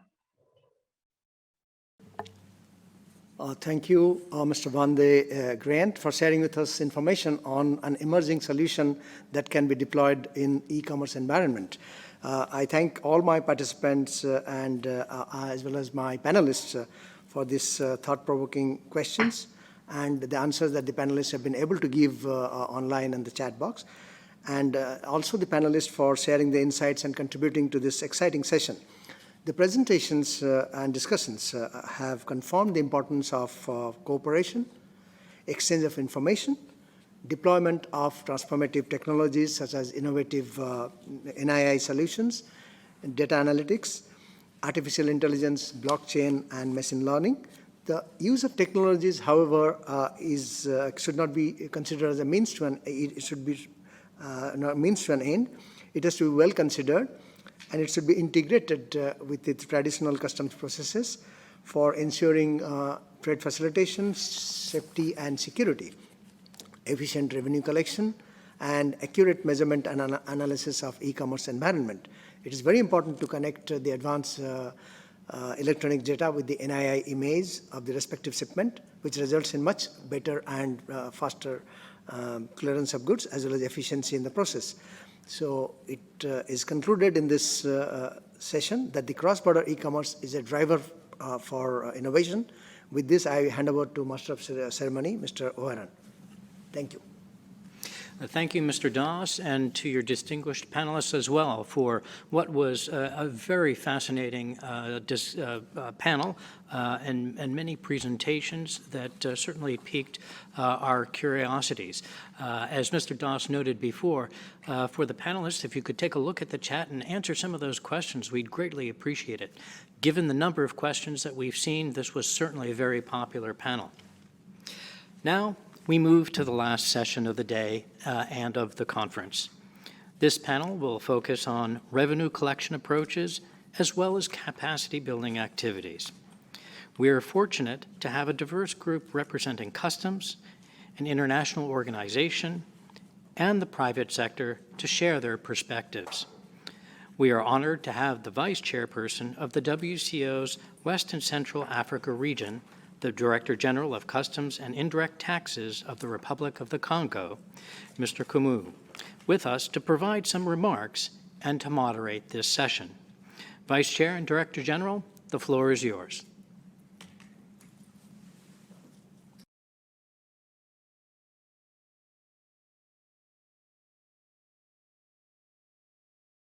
Monsieur Guénolé, je vous ai envoyé une demande pour allumer votre... Merci, Monsieur Brandon. Chers participants, bonjour et bonsoir à tous. Cela dépend de l'endroit où vous vous trouvez actuellement. Quant à moi, j'ai le plaisir d'animer les discussions de la session 6 de cette conférence mondiale sur le commerce électronique, une session portant sur la coopération et le recouvrement des recettes équitables et efficaces. Je suis Guénolé Bongo-Koumou, vice-président de l'Organisation mondiale des douanes pour la région Afrique occidentale et centrale, directeur général des douanes de la République du Congo. Chers participants, comme vous le savez, depuis la fin du mois de décembre 2019, le monde traverse une crise sanitaire sans précédent causée par la pandémie à coronavirus COVID-19. La célérité avec laquelle cette pandémie a traversé les frontières a contraint les gouvernements à restreindre les mouvements des populations. Les mesures restrictives observées ont accentué l'usage du commerce électronique transfrontalier comme canal complémentaire de distribution des biens. Les administrations des douanes ont été appelées à répondre de manière coordonnée à la crise du COVID-19, notamment par le biais d'une participation active aux efforts multilatéraux impliquant toutes les parties prenantes de manière à maintenir le flux des échanges commerciaux en garantissant la continuité de la chaîne logistique internationale et en simplifiant les processus douaniers. Si le commerce électronique transfrontalier est considéré comme un vecteur de croissance économique pour tous les pays, offrant de nombreux avantages tels que la réduction de la distance entre les fournisseurs, intermédiaires et acheteurs, la diminution des coûts et des barrières à l'entrée, force est de constater que l'essor du commerce électronique transfrontalier pose des défis, mais aussi des opportunités aux administrations des douanes en matière de recouvrement des recettes. L'Organisation mondiale des douanes a élaboré et finalisé en décembre 2020 les dossiers sur le commerce électronique en mettant à la disposition des pays membres un cadre de normes sur le commerce électronique transfrontalier, afin de les aider à adapter leurs politiques et procédures douanières. Ces travaux de l'OMD ont été rendus nécessaires pour éviter les conséquences de l'absence de normes en termes d'une gestion efficace du commerce électronique transfrontalier, de facilitation des échanges, ainsi que du respect des principes de sûreté, de sécurité et de conformité. Il a donc été crucial de mettre en place un cadre de normes reconnu par tous, un cadre visant à faciliter la coopération, la collaboration avec les administrations fiscales et d'autres parties prenantes en s'appuyant sur des solutions automatisées. La question qui se pose est donc de savoir comment la coopération ou la collaboration peut-elle garantir un recouvrement des recettes équitable et efficace. La session que j'ai le plaisir d'animer tentera de répondre à cette problématique et vise à organiser un échange autour des approches et phases de recouvrement des recettes dans un cadre de partage d'expériences, de coopération et de renforcement des capacités. Le panel est constitué de 4 intervenants de très haut niveau. Nous allons d'abord suivre la présentation de M. Michael Outram, commissaire général des forces frontalières australiennes. Il nous présentera le modèle recouvrement par le vendeur commerçant ainsi que de nouveaux modèles. Il y a également pour les douanes australiennes, M. Mathieu Duckworth, secrétaire adjoint division de la politique en matière douanière et commerciale. S'en suivra la présentation de M. Piet Bazio, chef de l'unité des impôts sur la consommation à l'Organisation mondiale, à l'Organisation plutôt de coopération et de développement économique OCDE. Il exposera sur le rôle de la douane pour assurer un recouvrement des recettes adéquates dans le cadre du commerce électronique transfrontalier. Enfin, M. Sami Farad, directeur général du groupe Alibaba, nous partagera l'expérience de son groupe en matière d'utilisation des technologies et des données aux fins d'un recouvrement des recettes adéquat. Mais avant de suivre les présentations des panélistes, permettez moi, de vous partager l'expérience des pays africains en matière de commerce électronique transfrontalier et de recouvrement des recettes, ainsi que les défis et opportunités qui en résultent. Si les statistiques sont plus ou moins disponibles dans les pays développés ou émergents, tels qu'en témoignent les études de cas disponibles dans le dossier commerce électronique, rares sont les pays en développement qui tiennent des statistiques fiables.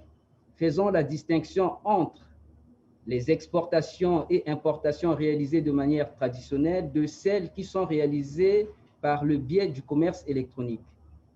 Selon les estimations de la Conférence des Nations Unies sur le commerce électronique, le commerce et le développement, en 2019, le nombre d'acheteurs en ligne entre 2013 et 2018 au Moyen-Orient et en Afrique a connu une progression de 82%. Le nombre d'acheteurs en ligne ayant passé de 93 à 170 millions, d'après le rapport sur l'indice du commerce électronique B2C de la CUNCED, incluant commerce intérieur et transfrontalier. Ainsi, l'informatisation et les interconnexions informatiques demeurent des chantiers prioritaires visant à garantir la fiabilité des données et la traçabilité des flux commerciaux en fonction de leur nature et du type de commerce.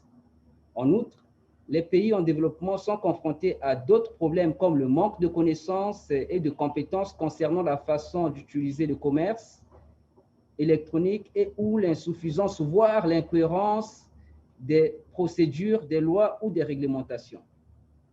À ce titre, il est essentiel de mettre en place un cadre de coopération, de collaboration ou des protocoles d'échange de données avec, par exemple, l'opérateur postal, les commerçants et prestataires en ligne et d'autres administrations publiques.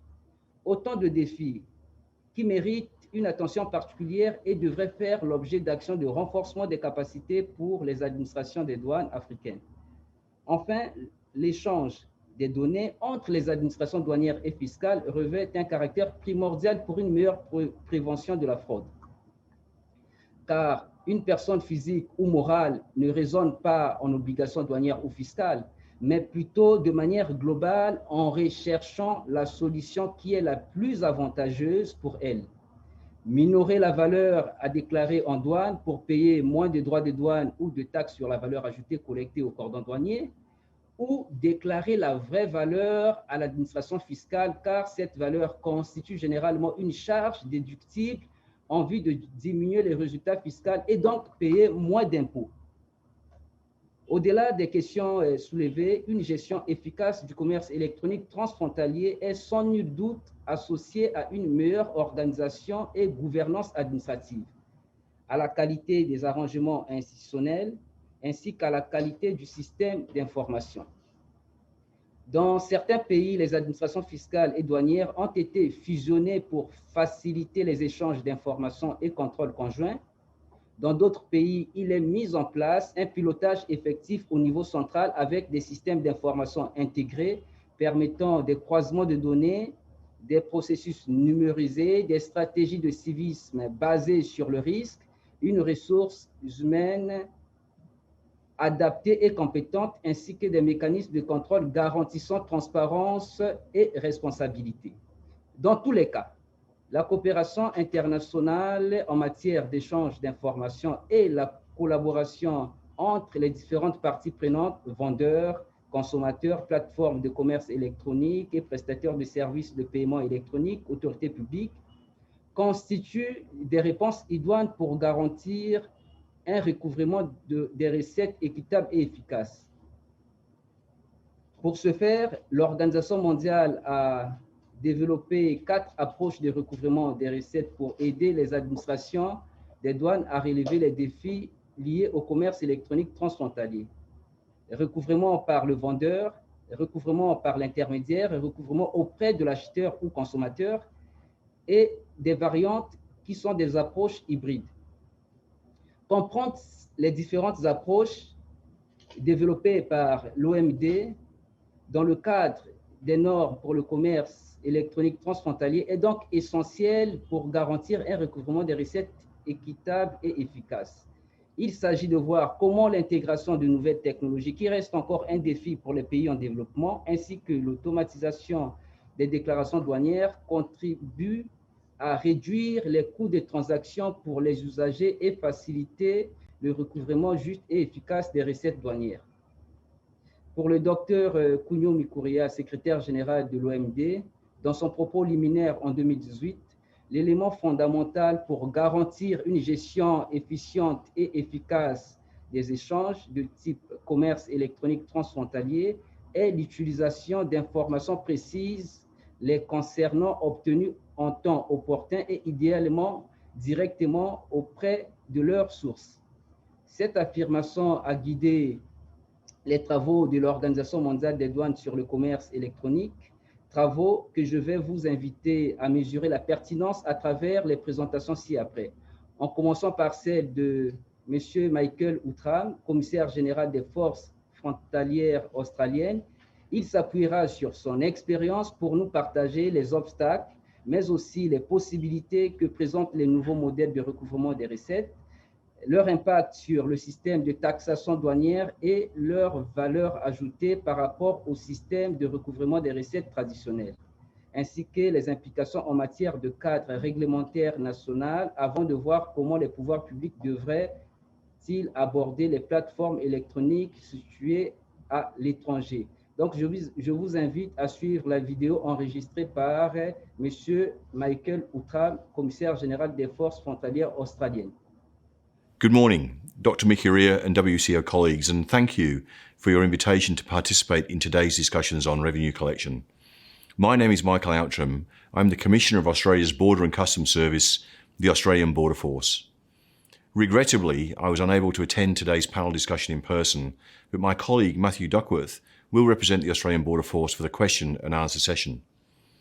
I'd like to take a few minutes to share Australia's experience in revenue collection, including our response to many opportunities and challenges arising from cross-border e-commerce. The Australian Border Force facilitates movements of legitimate trade and travel across Australia's borders by optimising legitimate trade in goods to support our economy, operating across the border continuum to prevent the movement of prohibited and restricted goods, of course, and managing and enhancing the collection of our revenue at the border. The Australian Border Force, or ABF, collects the customs duty and indirect taxes on imported goods, while the Australian Taxation Office administers taxes on domestically produced goods and low-value imported goods at the point of sale. De minimis thresholds present a number of opportunities and challenges for Australia at the border, particularly as they relate to e-commerce goods. Australia's threshold is set at 1,000 Australian dollars for determining an importer's revenue liabilities and reporting obligations, and this means that goods with a customs value of $1,000 or less do not attract customs duty, indirect taxes or other charges at the border, unless they are excise goods such as alcohol and tobacco. For goods with a customs value over $1,000, customs duty and taxes are assessed and collected at the border before those goods enter into home consumption, as is the case with many of your countries. Also, for low-value imported goods, reduced reported requirements apply. De minimis thresholds have an impact on trade costs, and several international agreements refer to it as a means to facilitate trade. While Australia maintains a relatively high threshold to facilitate trade, it comes with its own unique set of risks to compliance and revenue. The threshold creates an incentive for importers to evade duties and taxes through undervaluation. This is where importers deliberately underdeclare the customs value of their goods to exploit the threshold. Importers have also been found evading duties and taxes through the practice of split shipping, and this is occurring where the total value of a single order is above the threshold, but is imported through multiple separate consignments, each valued below the threshold. Undervaluation and split shipping impacts government revenue and creates an uneven playing field for entities operating in the trading environment who are playing by the rules.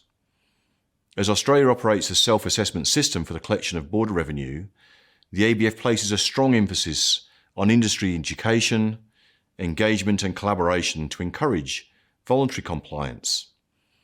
The ABF also works closely with the Australian Taxation Office to ensure compliance with Australia's requirements for the collection of revenue, including on low-value e-commerce goods. Both our agencies utilise a range of compliance strategies and activities to detect suspected illicit behaviour, including risk profiling, monitoring past trade behaviours, intelligence assessments, and assessing referrals from industry itself. The nature of e-commerce means that it has become increasingly challenging to collect border revenues on e-commerce goods.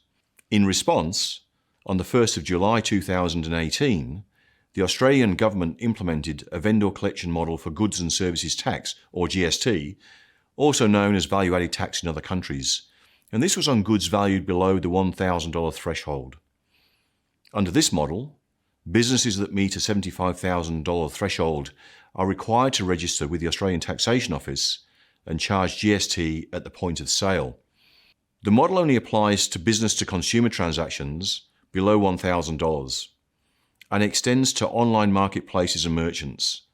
This significantly streamlines collection processes for many e-commerce goods purchased through online platforms. Over 1,700 businesses have chosen to register as part of Australia's Simplified GST registration system, which was specifically designed to encourage registration by overseas businesses and their compliance with Australia's taxation laws. And so far, the model has delivered excellent outcomes. In the first 12 months since its implementation, the Australian Taxation Office collected over 348 million Australian dollars in GST from low-value imported goods, compared to the $70 million that was originally forecast. It goes without saying that the cooperation between government agencies is essential to delivering comprehensive revenue collection outcomes for e-commerce goods. The ABF and the Australian Taxation Office work together effectively by drawing on a similar range of strategies and methodologies. For example, we share intelligence to detect suspected illicit behaviour, including risk profiling and monitoring trading practices, conducting risk assessments on licensed entities and traders, and developing campaigns and joint operations. Both agencies also have a wide range of compliance tools at their disposal to enforce revenue laws, both before and at the border, and this includes the power to warn, fine and prosecute offenders and draw upon valuable information sharing arrangements with our overseas customs and taxation authorities and partners. Importantly, our two agencies are a party to a formal Memorandum of Understanding that establishes our key responsibilities for revenue collection, such as the joint delivery of services, the exchange of information and other revenue collection activities. These arrangements have proven to be invaluable in supporting a comprehensive and efficient approach to revenue collection for e-commerce goods. Thank you for your time and again for the invitation to participate in this conference.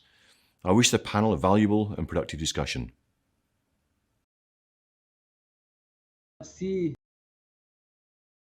général des forces frontalières australiennes, qui a bien voulu enregistrer la vidéo que vous venez de suivre pour nous partager la mise en œuvre des approches en matière de recouvrement des recettes, plus précisément le modèle de recouvrement par le vendeur.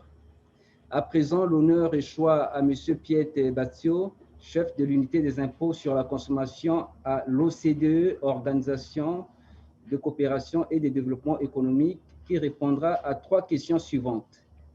Monsieur Bazio, selon vous, en premier lieu, quel rôle la douane devrait-elle jouer pour assurer un recouvrement des recettes adéquat dans le cadre du commerce électronique transfrontalier? En second lieu, l'introduction de nouveaux modèles de recouvrement affecte-t-elle la structure juridique de la constatation de l'obligation fiscale dans le cadre du commerce électronique transfrontalier? Enfin, comment éviter les difficultés qui pourraient découler de l'application de modèles différents de recouvrement pour la perception de la TVA basée sur les seuils, on paye ou on ne paye pas en deçà de ce seuil, et pour la perception des droits des douanes? As the chair kindly indicated, the Secretariat has essentially invited me to provide some insights into the mechanics of the so-called vendor collection and intermediary collection model that has already been mentioned a couple of times before. So the vendor and intermediary collection model for the collection of VAT on low value imported goods. Now, but before doing so, it might be useful to quickly recall how the OECD actually got involved in this process, because the OECD normally does not get involved into matters of customs standard setting, and it still is not involved in matters of customs standard setting. However, we have been quite active in this area, and working closely, collaboratively with the World Customs Organization, which is the appropriate body for standard setting in the customs area. And moving on from there, I think it's useful to have that background also to understand, when I will be presenting on specific options for VAT collection at the border, to understand where we are coming from and what our role is in this context. Very quickly, as you will see on this slide, there's not an awful lot of surprising news there. It sort of highlights what we have already recognized as being has been called by some the tsunami of low-value imported goods resulting from the growth in online trade. I just mentioned a number of figures there, but I think the chair has actually already highlighted some of those figures, which were recently published by UNCTAD. Now, already in 2013, 2014, the G20 highlighted the issue of VAT collection of low-value imported goods in the somewhat unexpected context, namely the context of the so-called base erosion and profit shifting project, and particularly in the discussions on the taxation of the digital economy, which primarily focused on corporate income taxes. And as you probably know, that discussion is still ongoing. But back in 2013, 14, and then also 15, G20 countries indicated that there was a major concern in the collection of VAT on low-value imported goods, an issue that related both to revenue collection on the one hand, but on the other hand also to competitive pressures, safeguarding an even playing field between domestic traders and foreign online traders, but also safeguarding the capacity of customs authorities. I didn't mention that on the slide, but safeguarding the capacity of customs authorities to focus on its key role in protecting the border, health and safety role, security role, in addition to tax collection.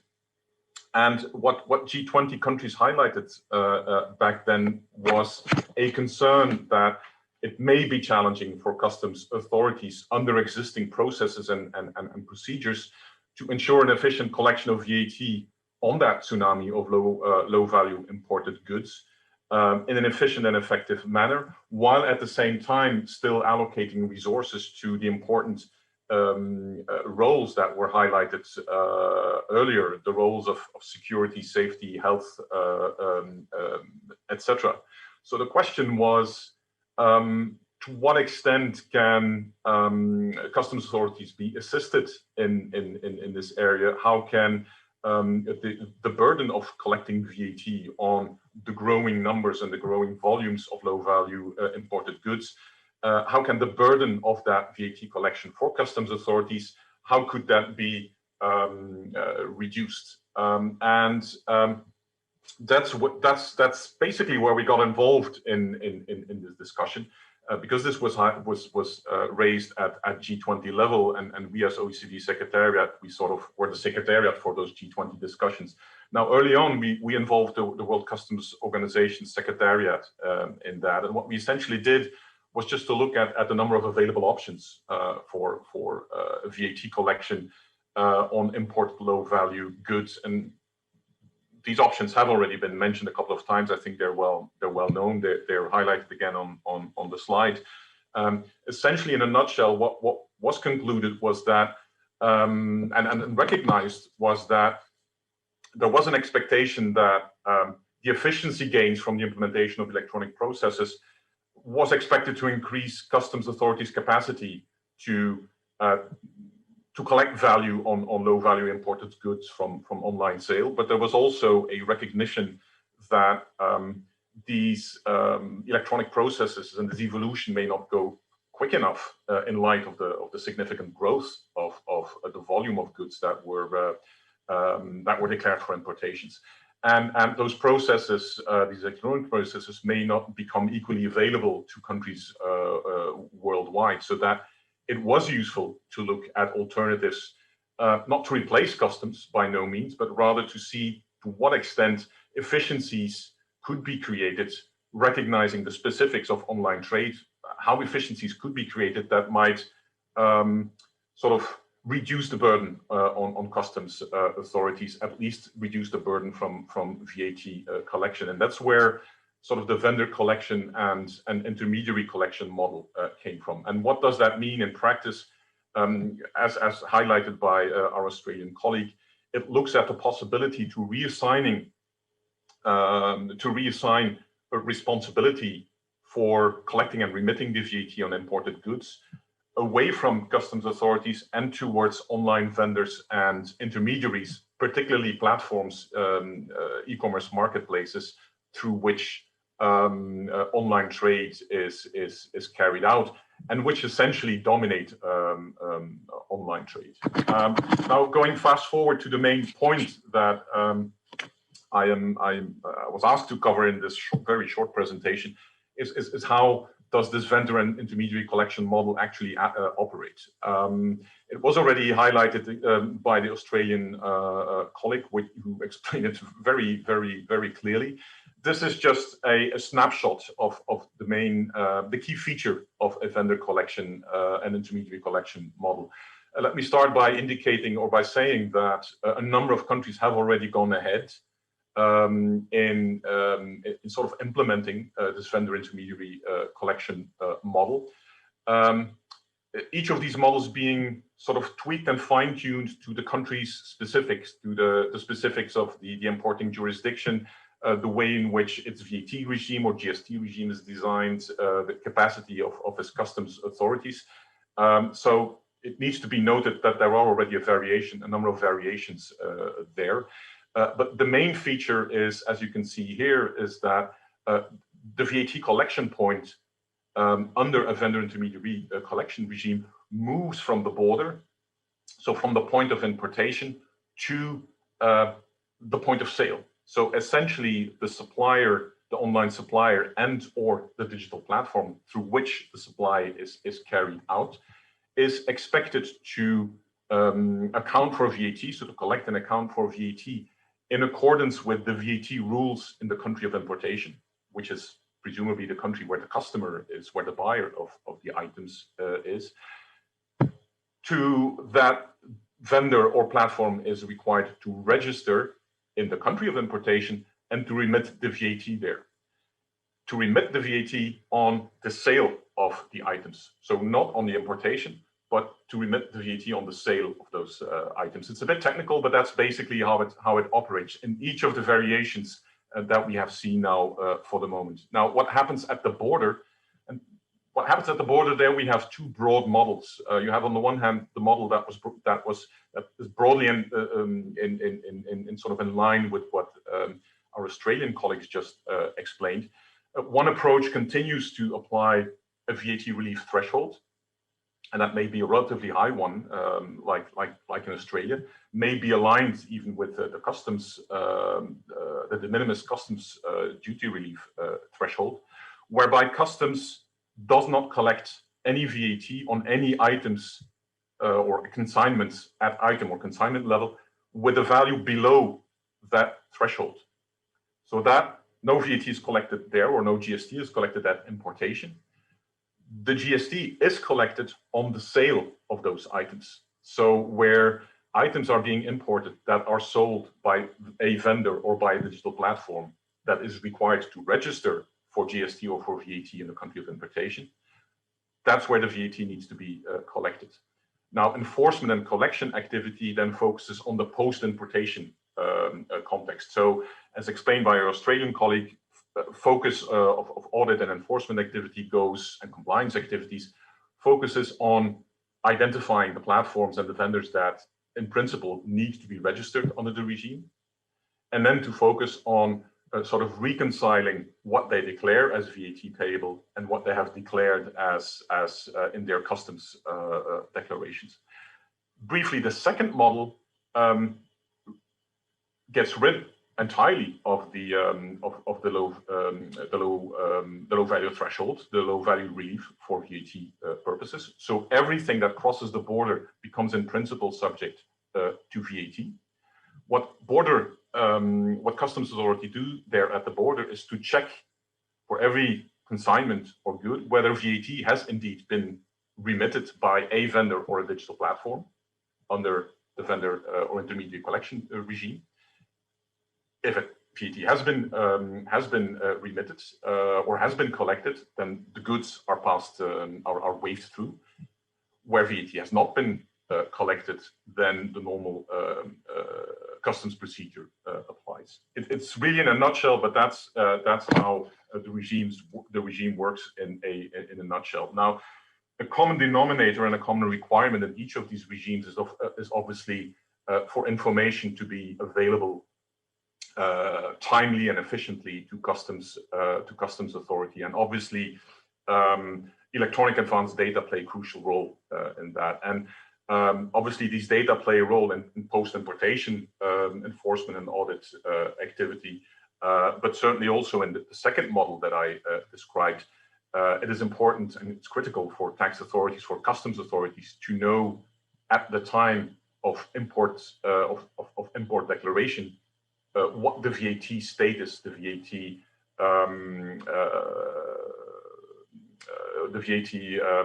payment status of the goods is. So has VAT been paid on the imported goods or not? That in principle is ideally indicated through the electronic advanced data process. But what we have seen is that countries, in addition to that, have the tendency to require labeling on the consignments, ideally via electronic means, customized barcodes, QR codes, etc., for customs authorities to check the VAT fulfillment status at the time of importation at the border. So those are broadly the two regimes. I really summarized and kept it short, but obviously very happy to take any questions that you may have. And with that, back to you, Chair. Thank you.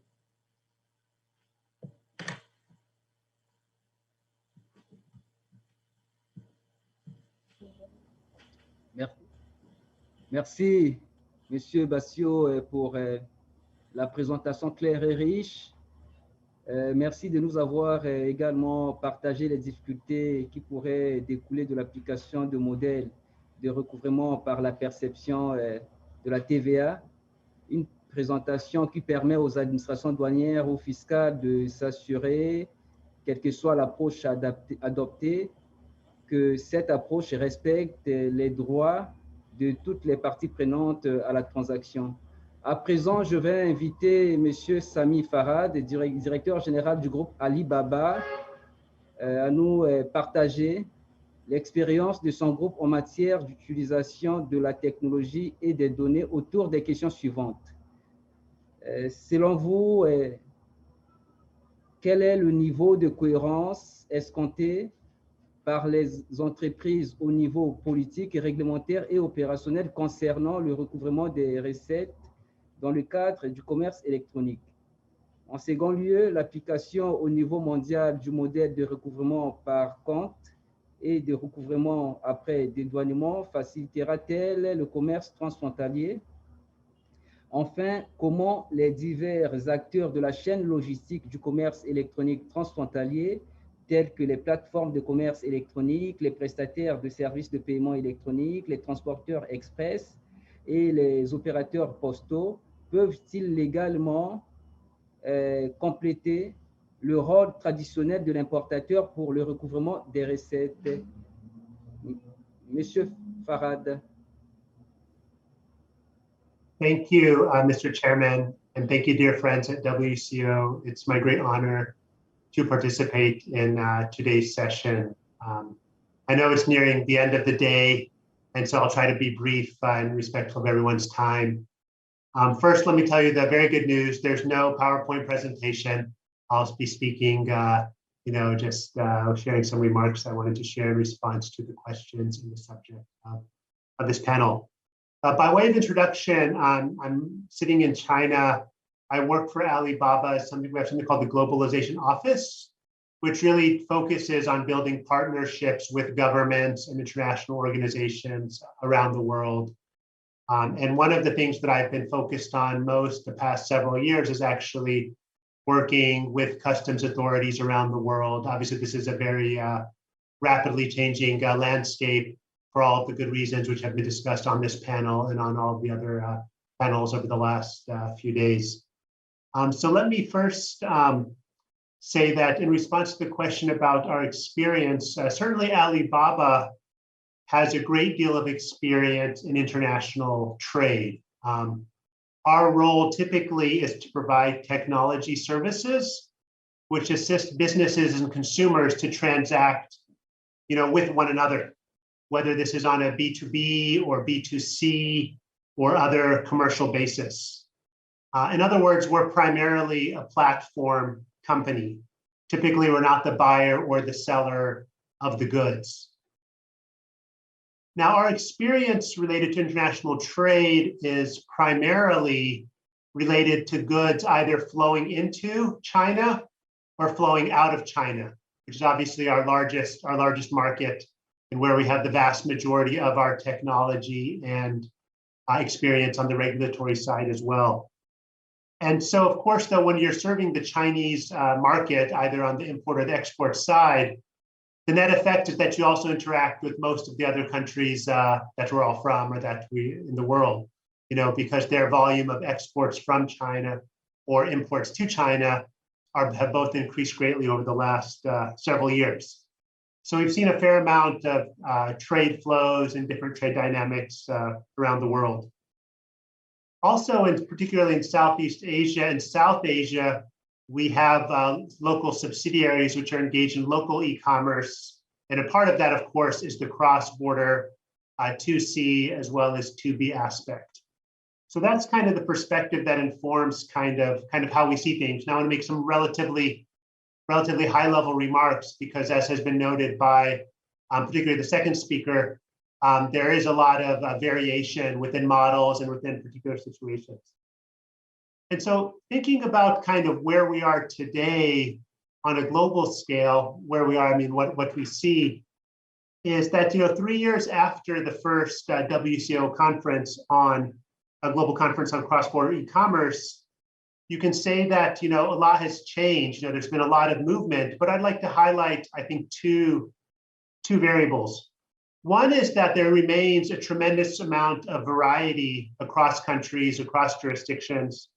And the other is that there's actually a tremendous amount of dynamism, or you could say change, or you could say volatility within countries, within kind of regulations, within kind of approaches to these issues. And so it's actually quite a complex landscape.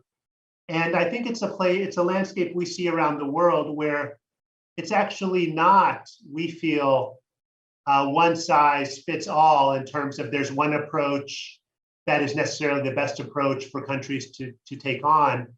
It's actually more, I'd say, rather than one size fits all, it's probably one size fits one. So in other words, certainly we should study best practice, we should study early adoption, and to the extent we're impacted or our merchants are impacted, we certainly engage, whether it was in Australia back in 2018 and 17, or with the upcoming implementation of the EU VAT package coming on later this week, or other legislative actions around the world. I think we're quite happy to engage on that. But we really see that every country's situation is fundamentally unique and also changing over time. So for example, countries differ widely in their ability to analyze the data and how much data informs their risk assessments, how much they're able to engage in kind of non-intrusive examinations versus physical examinations. Countries vary widely in terms of, how much the relevant agencies, not only customs, but the other legislative or policy-making bodies, how much they're aware and understand the ecosystem or the dynamics of cross-border e-commerce, and even within the different business models within cross-border e-commerce. So for example, we may be thinking of a B2C cross-border sale, but there's also increasingly in terms of imports into China, something that is called B2B2C. So in other words, the offshore exporter exports, or in the case of China, exports to China, China imports and keeps those goods in some type of bonded facility, or in some cases, the import has been completed, and then there's a subsequent sale to the consumer. So models are dynamic and things are changing. So this leads me to kind of the first kind of takeaway point I have, which I think applies to the issue of fair revenue collection. And that is that we feel our experience is that what's really encouraged or very helpful would be to really strengthen partnerships between public and private sector. We note that one of the principles of the WCO framework for e-commerce is partnerships, and partnerships talk about, working with e-commerce stakeholders. I think it's 10.1, one of the standards, with an aim to optimize compliance and facilitation. So certainly over time, governments may be focused on perhaps one end of the pendulum or the other, but we think by having a longer term partnership, there's more opportunity to think about both of these, hopefully at the same time, when we're making new policy endeavors, when we're trying out new pilots, when we're gathering data on new measures. And so in our view, the issue of fair collection of revenue fits into that broader framework of needing testing, needing public-private partnership. And so, for example, on the pure issues of payment, every country is quite varied in terms of what is their baseline, what are they comparing it to, how is enforcement even within the country for different categories of goods. There's really quite a lot of nuance there in terms of how the actual procedures are implemented at border control points. So recognizing this need for partnership, what we've done since 2016, actually since prior to the G20, which was held in China in 2016, is Alibaba has been working to kind of introduce the concept of what we call EWTP, the Electronic World Trade Platform. This is not a technology, this is not Alibaba, this is not a particular bit of software or hardware. What it is, it's a framework for public and private collaboration on these issues, thinking about, with this new technology, how can we advance trade so that governance improves, but also trade flows more efficiently at lower cost and in a way which is more inclusive.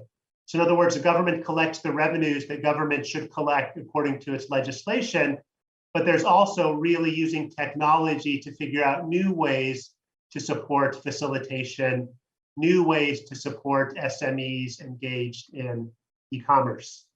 So far since 2016, what we've done after this was encouraged by the B20 and the G20 summit leaders in their communiques, we've started to work with countries and regions to set up pilot projects, pilot cooperations. Right now, we have 9 of them. 5 are located outside of China, in Belgium, Ethiopia, Rwanda, Malaysia, Thailand, and 4 located within China in Hong Kong, Hangzhou, Hainan Island, and Yiwu. And what I'll say, one of our key learnings, which I think is quite relevant to revenue collection, one of our key learnings over the last several years when we really started to get down to partnering with countries to think about, or regions to think about the flow of goods, the work of customs, how that relates to e-commerce, is that in the past, we often thought of the flow of goods on the technology side as perhaps having a 3-layer stack from the private sector side. We might think about the e-commerce level, we might think about payment, we might think about logistics. This can, of course, have different firms involved, but there may be these 3 types of functions which need to take place. But increasingly, what we're realizing is that there's another layer of technology, which is of varying capacity and capability between, in many cases, between the private sector and the government. And so it could be with the customs authorities, it could be with the tax authorities, it could be different government authorities, but increasingly this layer becomes more and more important. As we're thinking about, data standardization, calls for data. As customs is trying to manage new flows of packages, the question becomes, how does it interact with the private sector at the layer of technology? So we've started to build out some technology ourselves in working at some of these pilot localities within China, as well as countries around the world. And what we found is, again, going back to my point, that situations are really still quite country specific. So countries have their own legislation, their own standards. And so even though the underlying technology may be similar in terms of its fundamental logic, data fields, the basic flows of the goods, but the actual requirements of each country vary, which makes it quite challenging to think about how can we optimize for revenue, for governance, for supervision, as well as for facilitation. So I'd say we're still at early days now of working with countries around the world, and we're certainly open to working with more jurisdictions as we craft, as countries around the world consider new policies. But I think longer term, the thought I'll leave everyone with is that we're actually relatively optimistic about this, because what we see down the road is we see that ultimately trade is end-to-end. There can be many nodes in between, and there can be many participants, but ultimately you have an export, you have an import. And so if there starts to be standards of data, and if there's technology which is talking to one another with two sets of custom authorities, not only one, then you have the opportunity to really think about new forms of facilitation, new forms of risk assessment, new forms of cooperation. So I think all of this is perhaps a slightly broader framework, but I think this ultimately does relate to revenue collection. And I think these are some of the issues which can inform how we think about revenue collection and models going forward. I really do feel revenue collection is best placed in the broader context of what the various priorities that the customs agencies have to achieve, and then how that relates to the growth of e-commerce in its various forms around the world. So I'll end my remarks there, and I'm happy to take questions as much as possible within the chat or online. Thank you.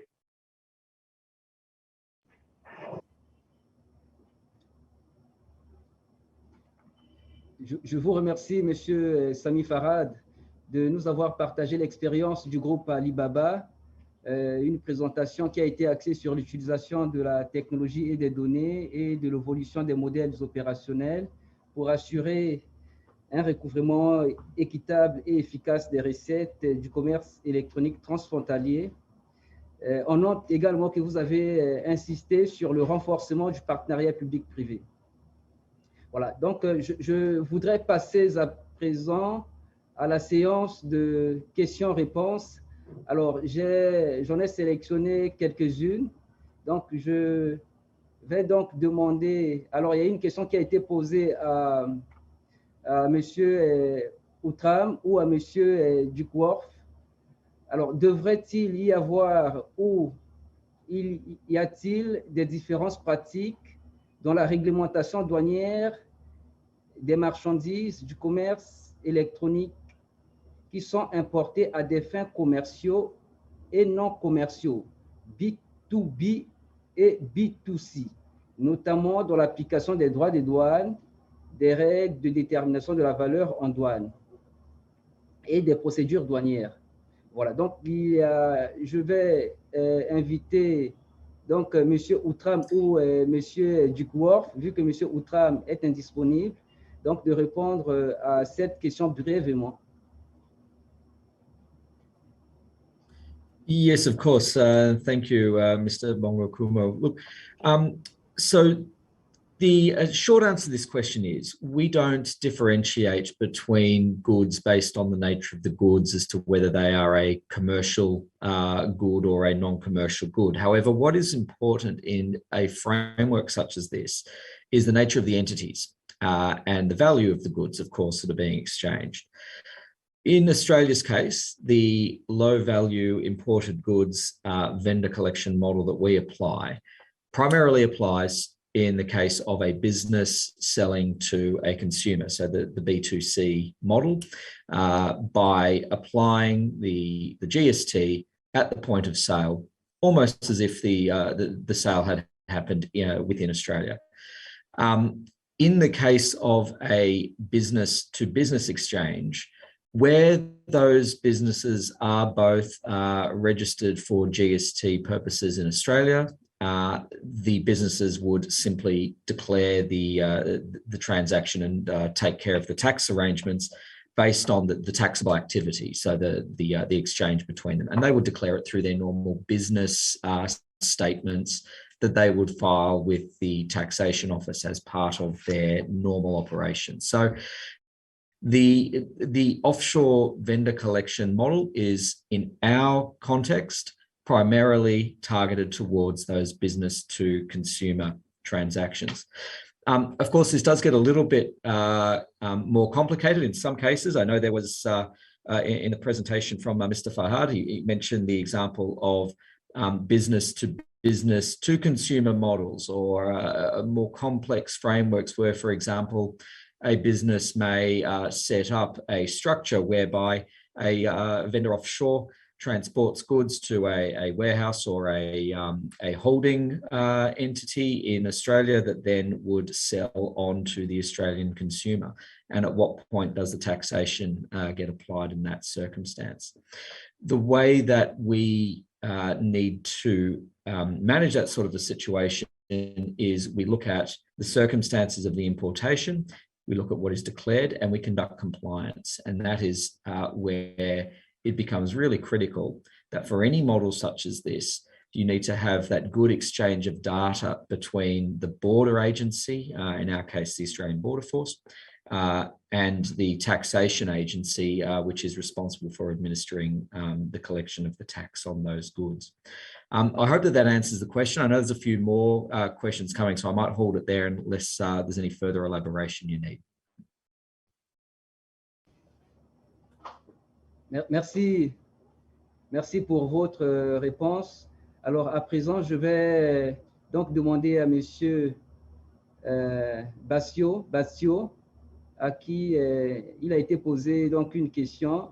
Alors, la question, c'est de savoir, existe-t-il une différenciation en termes de qualité institutionnelle, de modèles commerciaux, de l'apport des petites et moyennes entreprises aux économies du degré de concurrence entre les plateformes intermédiaires? Voilà, donc c'est une question qui a été posée à Monsieur Bassio. Yes, thank you, Chair. Not a straightforward answer to that question. It's quite a complex one. Perhaps just a couple of general remarks. The first one being obviously that the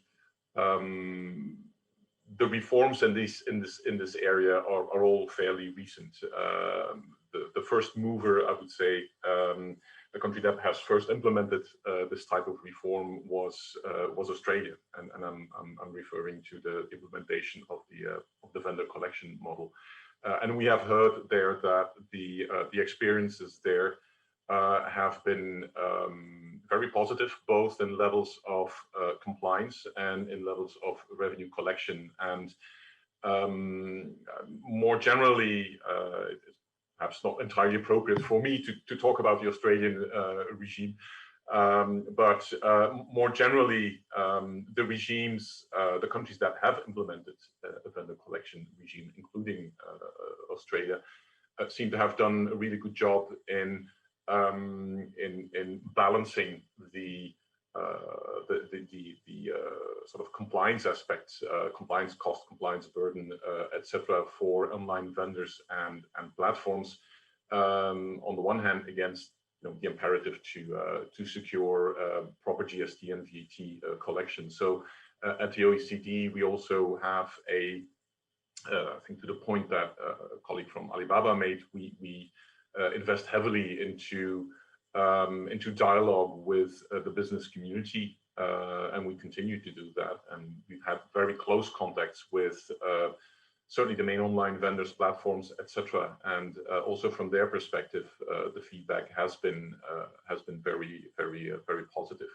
Now, to go to the point on SMEs and the impact on SMEs, this clearly deserves further work. So, and we're actually working on this at the OECD for the moment to try to do sort of a high-level impact assessment. What we have found, however, is that indeed online traders, online vendors seem to primarily use platforms to carry out their online activity worldwide. This is not new. This has not been pushed by any regulator. It's just a matter of business efficiency.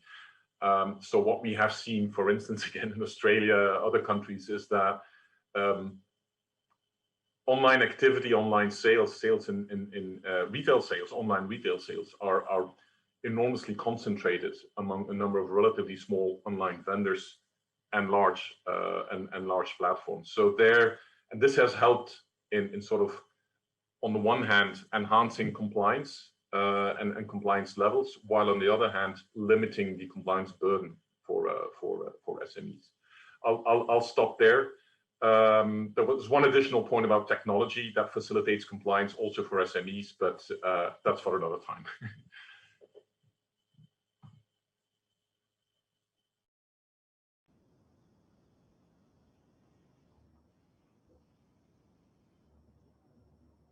Merci beaucoup pour vos réponses. Compte tenu des contraintes de temps, je vais devoir conclure cette session. Chers participants, je voudrais vous remercier de toutes vos questions et remercier l'ensemble des orateurs pour la pertinence des réponses apportées. Je rappelle que nous venons de suivre 3 présentations de très haut niveau qui nous ont permis de comprendre les 4 approches de recouvrement des recettes par le vendeur, par l'intermédiaire, auprès de l'acheteur ou le modèle hybride. Ces présentations nous ont permis également de comprendre comment utiliser les différentes phases préalables à l'arrivée, dédouanement et a posteriori pour une bonne évaluation en douane à travers la coopération et d'apprécier l'apport de la technologie dans la mise en œuvre d'un cadre de coopération entre différentes parties prenantes au commerce électronique transfrontalier. Ces discussions vont certainement aider l'Organisation mondiale des douanes à améliorer le travail déjà considérable réalisé pour accompagner les administrations des douanes à s'adapter aux défis du commerce électronique. Au niveau de la communauté douanière, une étude de faisabilité portant sur la création d'une plateforme électronique d'échange d'informations devrait être réalisée sous peu. Cette plateforme, si elle est appelée à voir le jour, devrait principalement aider les administrations des douanes à partager des informations pertinentes et des données préalables à l'importation et d'anticiper les risques. Elle pourrait également mobiliser des ressources additionnelles pour l'organisation. Enfin, la mise en application des principes édictés dans le cadre des normes pour le commerce électronique transfrontalier est appelée de tous nos voeux afin d'aider les administrations des douanes à faire face aux défis et tirer parti des différentes expériences et connaissances mises en commun que les pouvoirs publics et les parties prenantes devront à la fois tenir compte. Je vous remercie. Et je rends la parole à Monsieur Brandon pour la suite de nos travaux. Thank you, Vice Chair and Director General, for your remarks and for moderating this panel session. And a special thanks to your panel, some of whom have braved very late hours to be able to be with us, and also thank them for the extra time they were able to stay with us. The time has now come for us to close the second Global Conference on Cross-Border E-Commerce. I would like to invite back the WCO Secretary General, Dr. Kunio Mikuria, for some closing remarks. Secretary General? Thank you, Brendan. First of all, thank you all for the speakers and the participants for actively participating in this global conference. And there has been a very extensive discussions on each of the very interesting points. and speakers really articulate and provided a lot of thought-provoking ideas. And in that sense, moderators did an excellent job to extract that ideas and experiences. And from observing that chat box question answers or comments, I can see that this has been very interactive, not only on the screen, but on the chat box as well.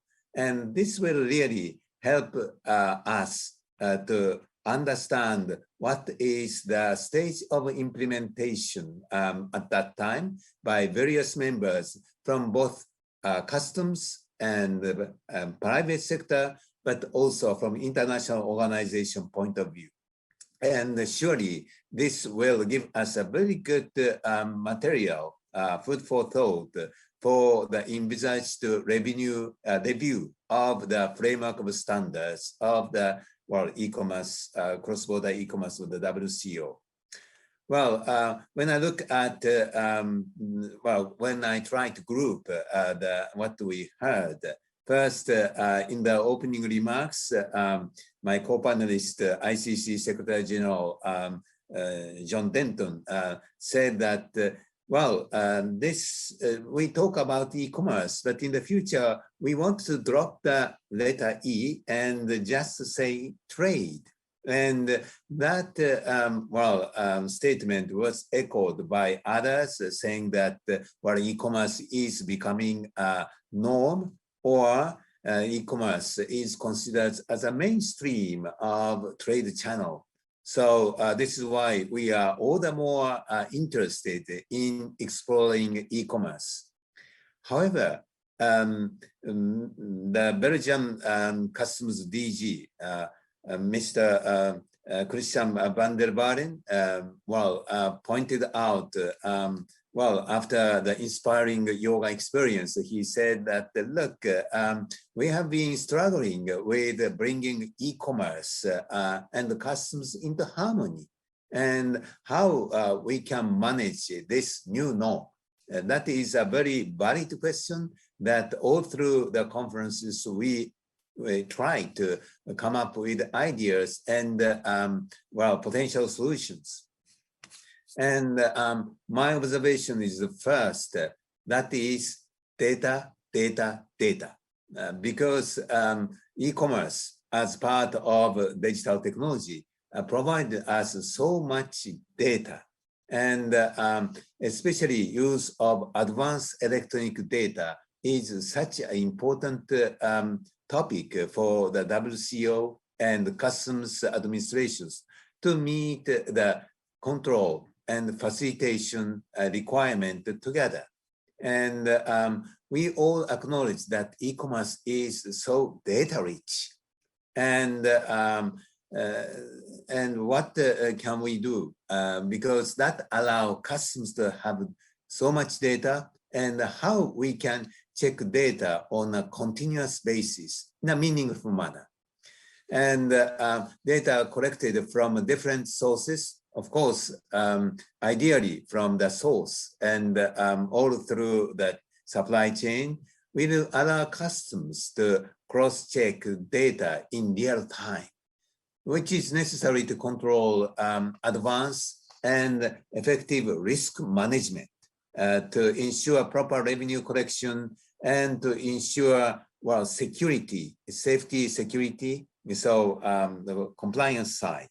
And in this connection, I often heard data quality, how to ensure data quality. That is really, a challenge for everybody, including private and public sector. Furthermore, importance and acceleration towards fully digitalized border procedures or trade procedures was underlined, especially in the context of COVID-19 pandemic. This has further accelerated that trend, as Universal Postal Union Director of Operation, Mr. BOUSSETTA, has said that, look, with this COVID-19 pandemic, the use of electronic advanced data between carrier postal operators and customs for a seamless and paperless e-commerce supply chain has been further accelerated. And so this importance of sharing data between different operators, customs and postal service, and it's very important that goals move towards, of course, single window concept. So that data is what I really captured. And then secondly, what I quite often heard is collaboration and partnership. Why collaboration and partnership? Of course, to facilitate trade, this is indispensable. But as already mentioned, that compliance aspect is there. Mr. Ito from INCB explained us how criminal organizations exploit e-commerce in terms of drug trafficking, and so how to make logistics service safer is our challenge. Another area is revenue collection. The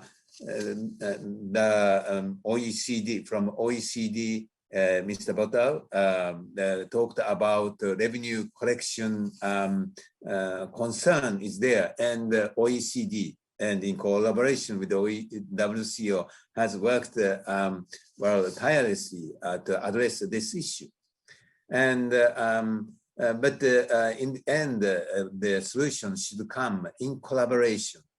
As Mr. Leonard from USCBP and Mr. Skinner from Amazon said, they both emphasized that we need to sit together between the private, public sector, and in an inclusive manner to see the gap, where are the gaps, and how to find solutions to narrow these gaps. And how to start that narrowing gap, maybe starting with big players, as suggested by Ms. Hudan from China Customs, because customers have limited resources, and the private sector has also their resource concern. And in this context, many participants, speakers, shared various initiatives, such as e-commerce pilots, one-stop shops, e-commerce platforms, blockchain, etc., which is very interesting to hear, and inspired all of us how best each customer administration can join that pilot projects or to use of those solutions proposed. And of course, in this connection, we would like to, in the end, connect e-commerce actors, including e-commerce marketplaces and customs together to support e-commerce. And as you remember, the idea and experience of authorized economic operators concept and e-commerce stakeholders was intensively discussed, and many questions were there, but we need to consider the necessary innovation of the AEO concept, because we are now looking at AEO concept, how best to improve that and catch up the quickly changing environment of trade, especially in the area of e-commerce. And it goes without saying that this collaboration is not only between customs and the business or private or public, but also between government agencies as well. And Mr. Utram of Commissioner of Australian Border Force shared how he envisaged collaboration between customs and tax, and which was also emphasized by OECD as well. And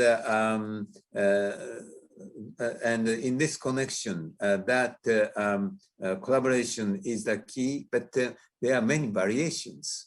As Mr. Fahad of the Alibaba explained that, in mitigating those gaps and risks, we need to work together in a pragmatic manner because each jurisdiction has different variation of models, whether it is revenue collection or providing safety and security. Those models are, slightly different. They are all unique. And so how best to address those differences is very important, and we need a flexible approach. But in the end, we would like to have more harmonized approach in ensuring those collaborations. That is where we are trying, why we have this conference. And thirdly, what I heard is, of course, technology. Technology is always there, and that has resulted in this surging e-commerce. And we heard about 100% scanning, enhanced one. In the past, it was not necessarily feasible, but with the advancement of technology, increasingly, if the movement of goods are not hindered, not slowed down, then we can think of that kind of solution combined with, of course, advanced electronic data. And we heard from Belgian customs experience, Korean customs experience, and these are some, in the past, we only thought that it is just a dream, but nowadays it is coming to the reality. And but for that, even just the presence of data is not enough. How to use that technology such as blockchain, cloud computing to store many data, and data analytics, machine learning, AI algorithms, all those technologies should be mobilized to leverage on the availability of data and the availability of technology. And in this connection, we had many interesting presentations. Presentation from Canada. Two presenters made us learn how they are progressing, and partly in partnership with external experts, institute, universities. But what is important is empowering workforce. So inside the customs, we need to empower that kind of human resource development support is really necessary. And also technological companies, as we heard in good presentation, they are ready to work with the customs, and they're offering many solutions, technological solutions. And from the chat box, I saw that there are many customer administrations interested in this kind of existing and emerging technological solutions. So I would like to encourage them to do those pilots, and in the end, come back to us to share your experience, lessons learned. And then the next fourth word, what I heard quite often, is the need for harmonization and standards. And what we have learned from these many initiatives is that we need to think big and use a holistic and innovative approach together to manage the e-commerce. And for that, we need a common language. That is standards. And very interesting, presentation from the WTO Deputy Director General, Mr. Sun, who said that, when he looks at the implementation of WTO Trade Facilitation Agreement, which WCO helps in implementation, from the notification, he knows that pre-arrival processing, risk management, authorized operators, those are the areas that implementation remains still low. And he suggested that they are all, in a way, relevant to e-commerce as well. So how to address those issues is one challenge for the WTO, but he also sees WCO's e-commerce package as a good solution proposal. And of course, we have been working with WTO closely. So how we can move forward in that kind of setting standards is very important. And in this connection, Ms. Sabine Hensler from the European Union said that the e-commerce framework of standard is a global game changer, which is what we want to do that, because we have witnessed that all we need to recall it was commonly understood that robust adaptive legal and regulatory frameworks to support such revolutions. And renewal of custom procedures are required because traditional custom procedures don't necessarily support adequately the e-commerce. So we need to constantly think about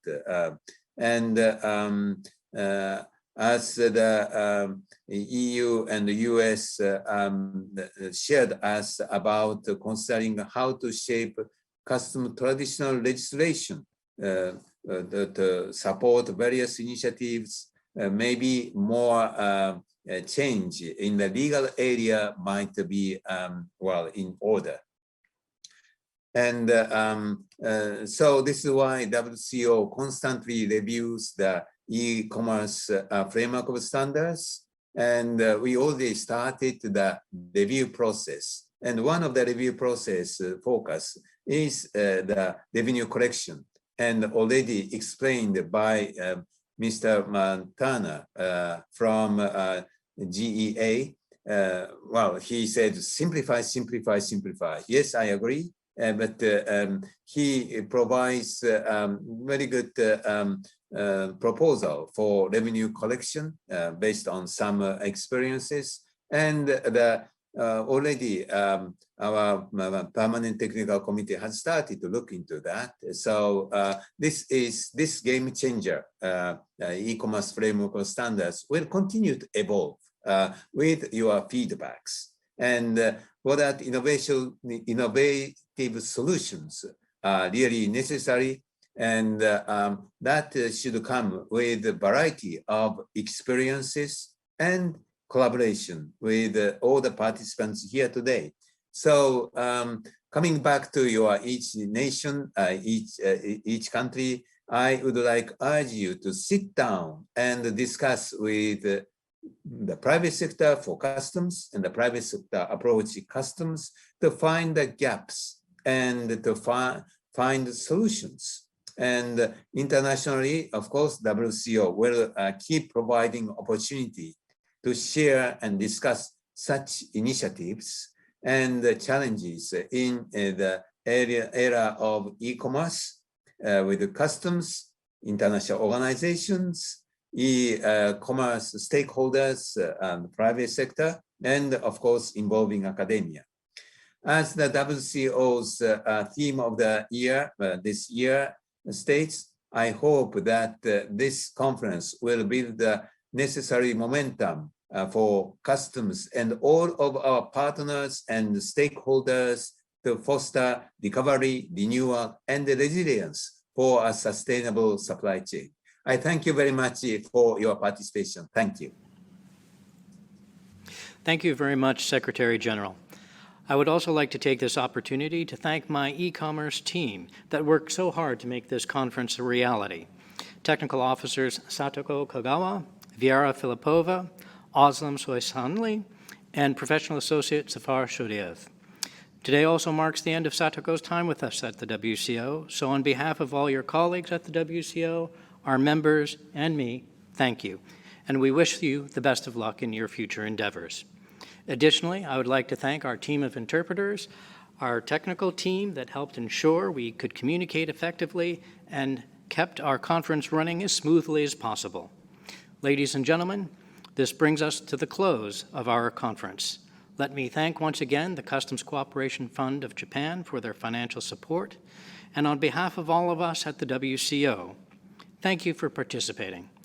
Thank you for all of your questions, and thank you for helping make this second global conference on cross-border e-commerce a success. We wish you a safe and productive rest of your day. Goodbye from Brussels.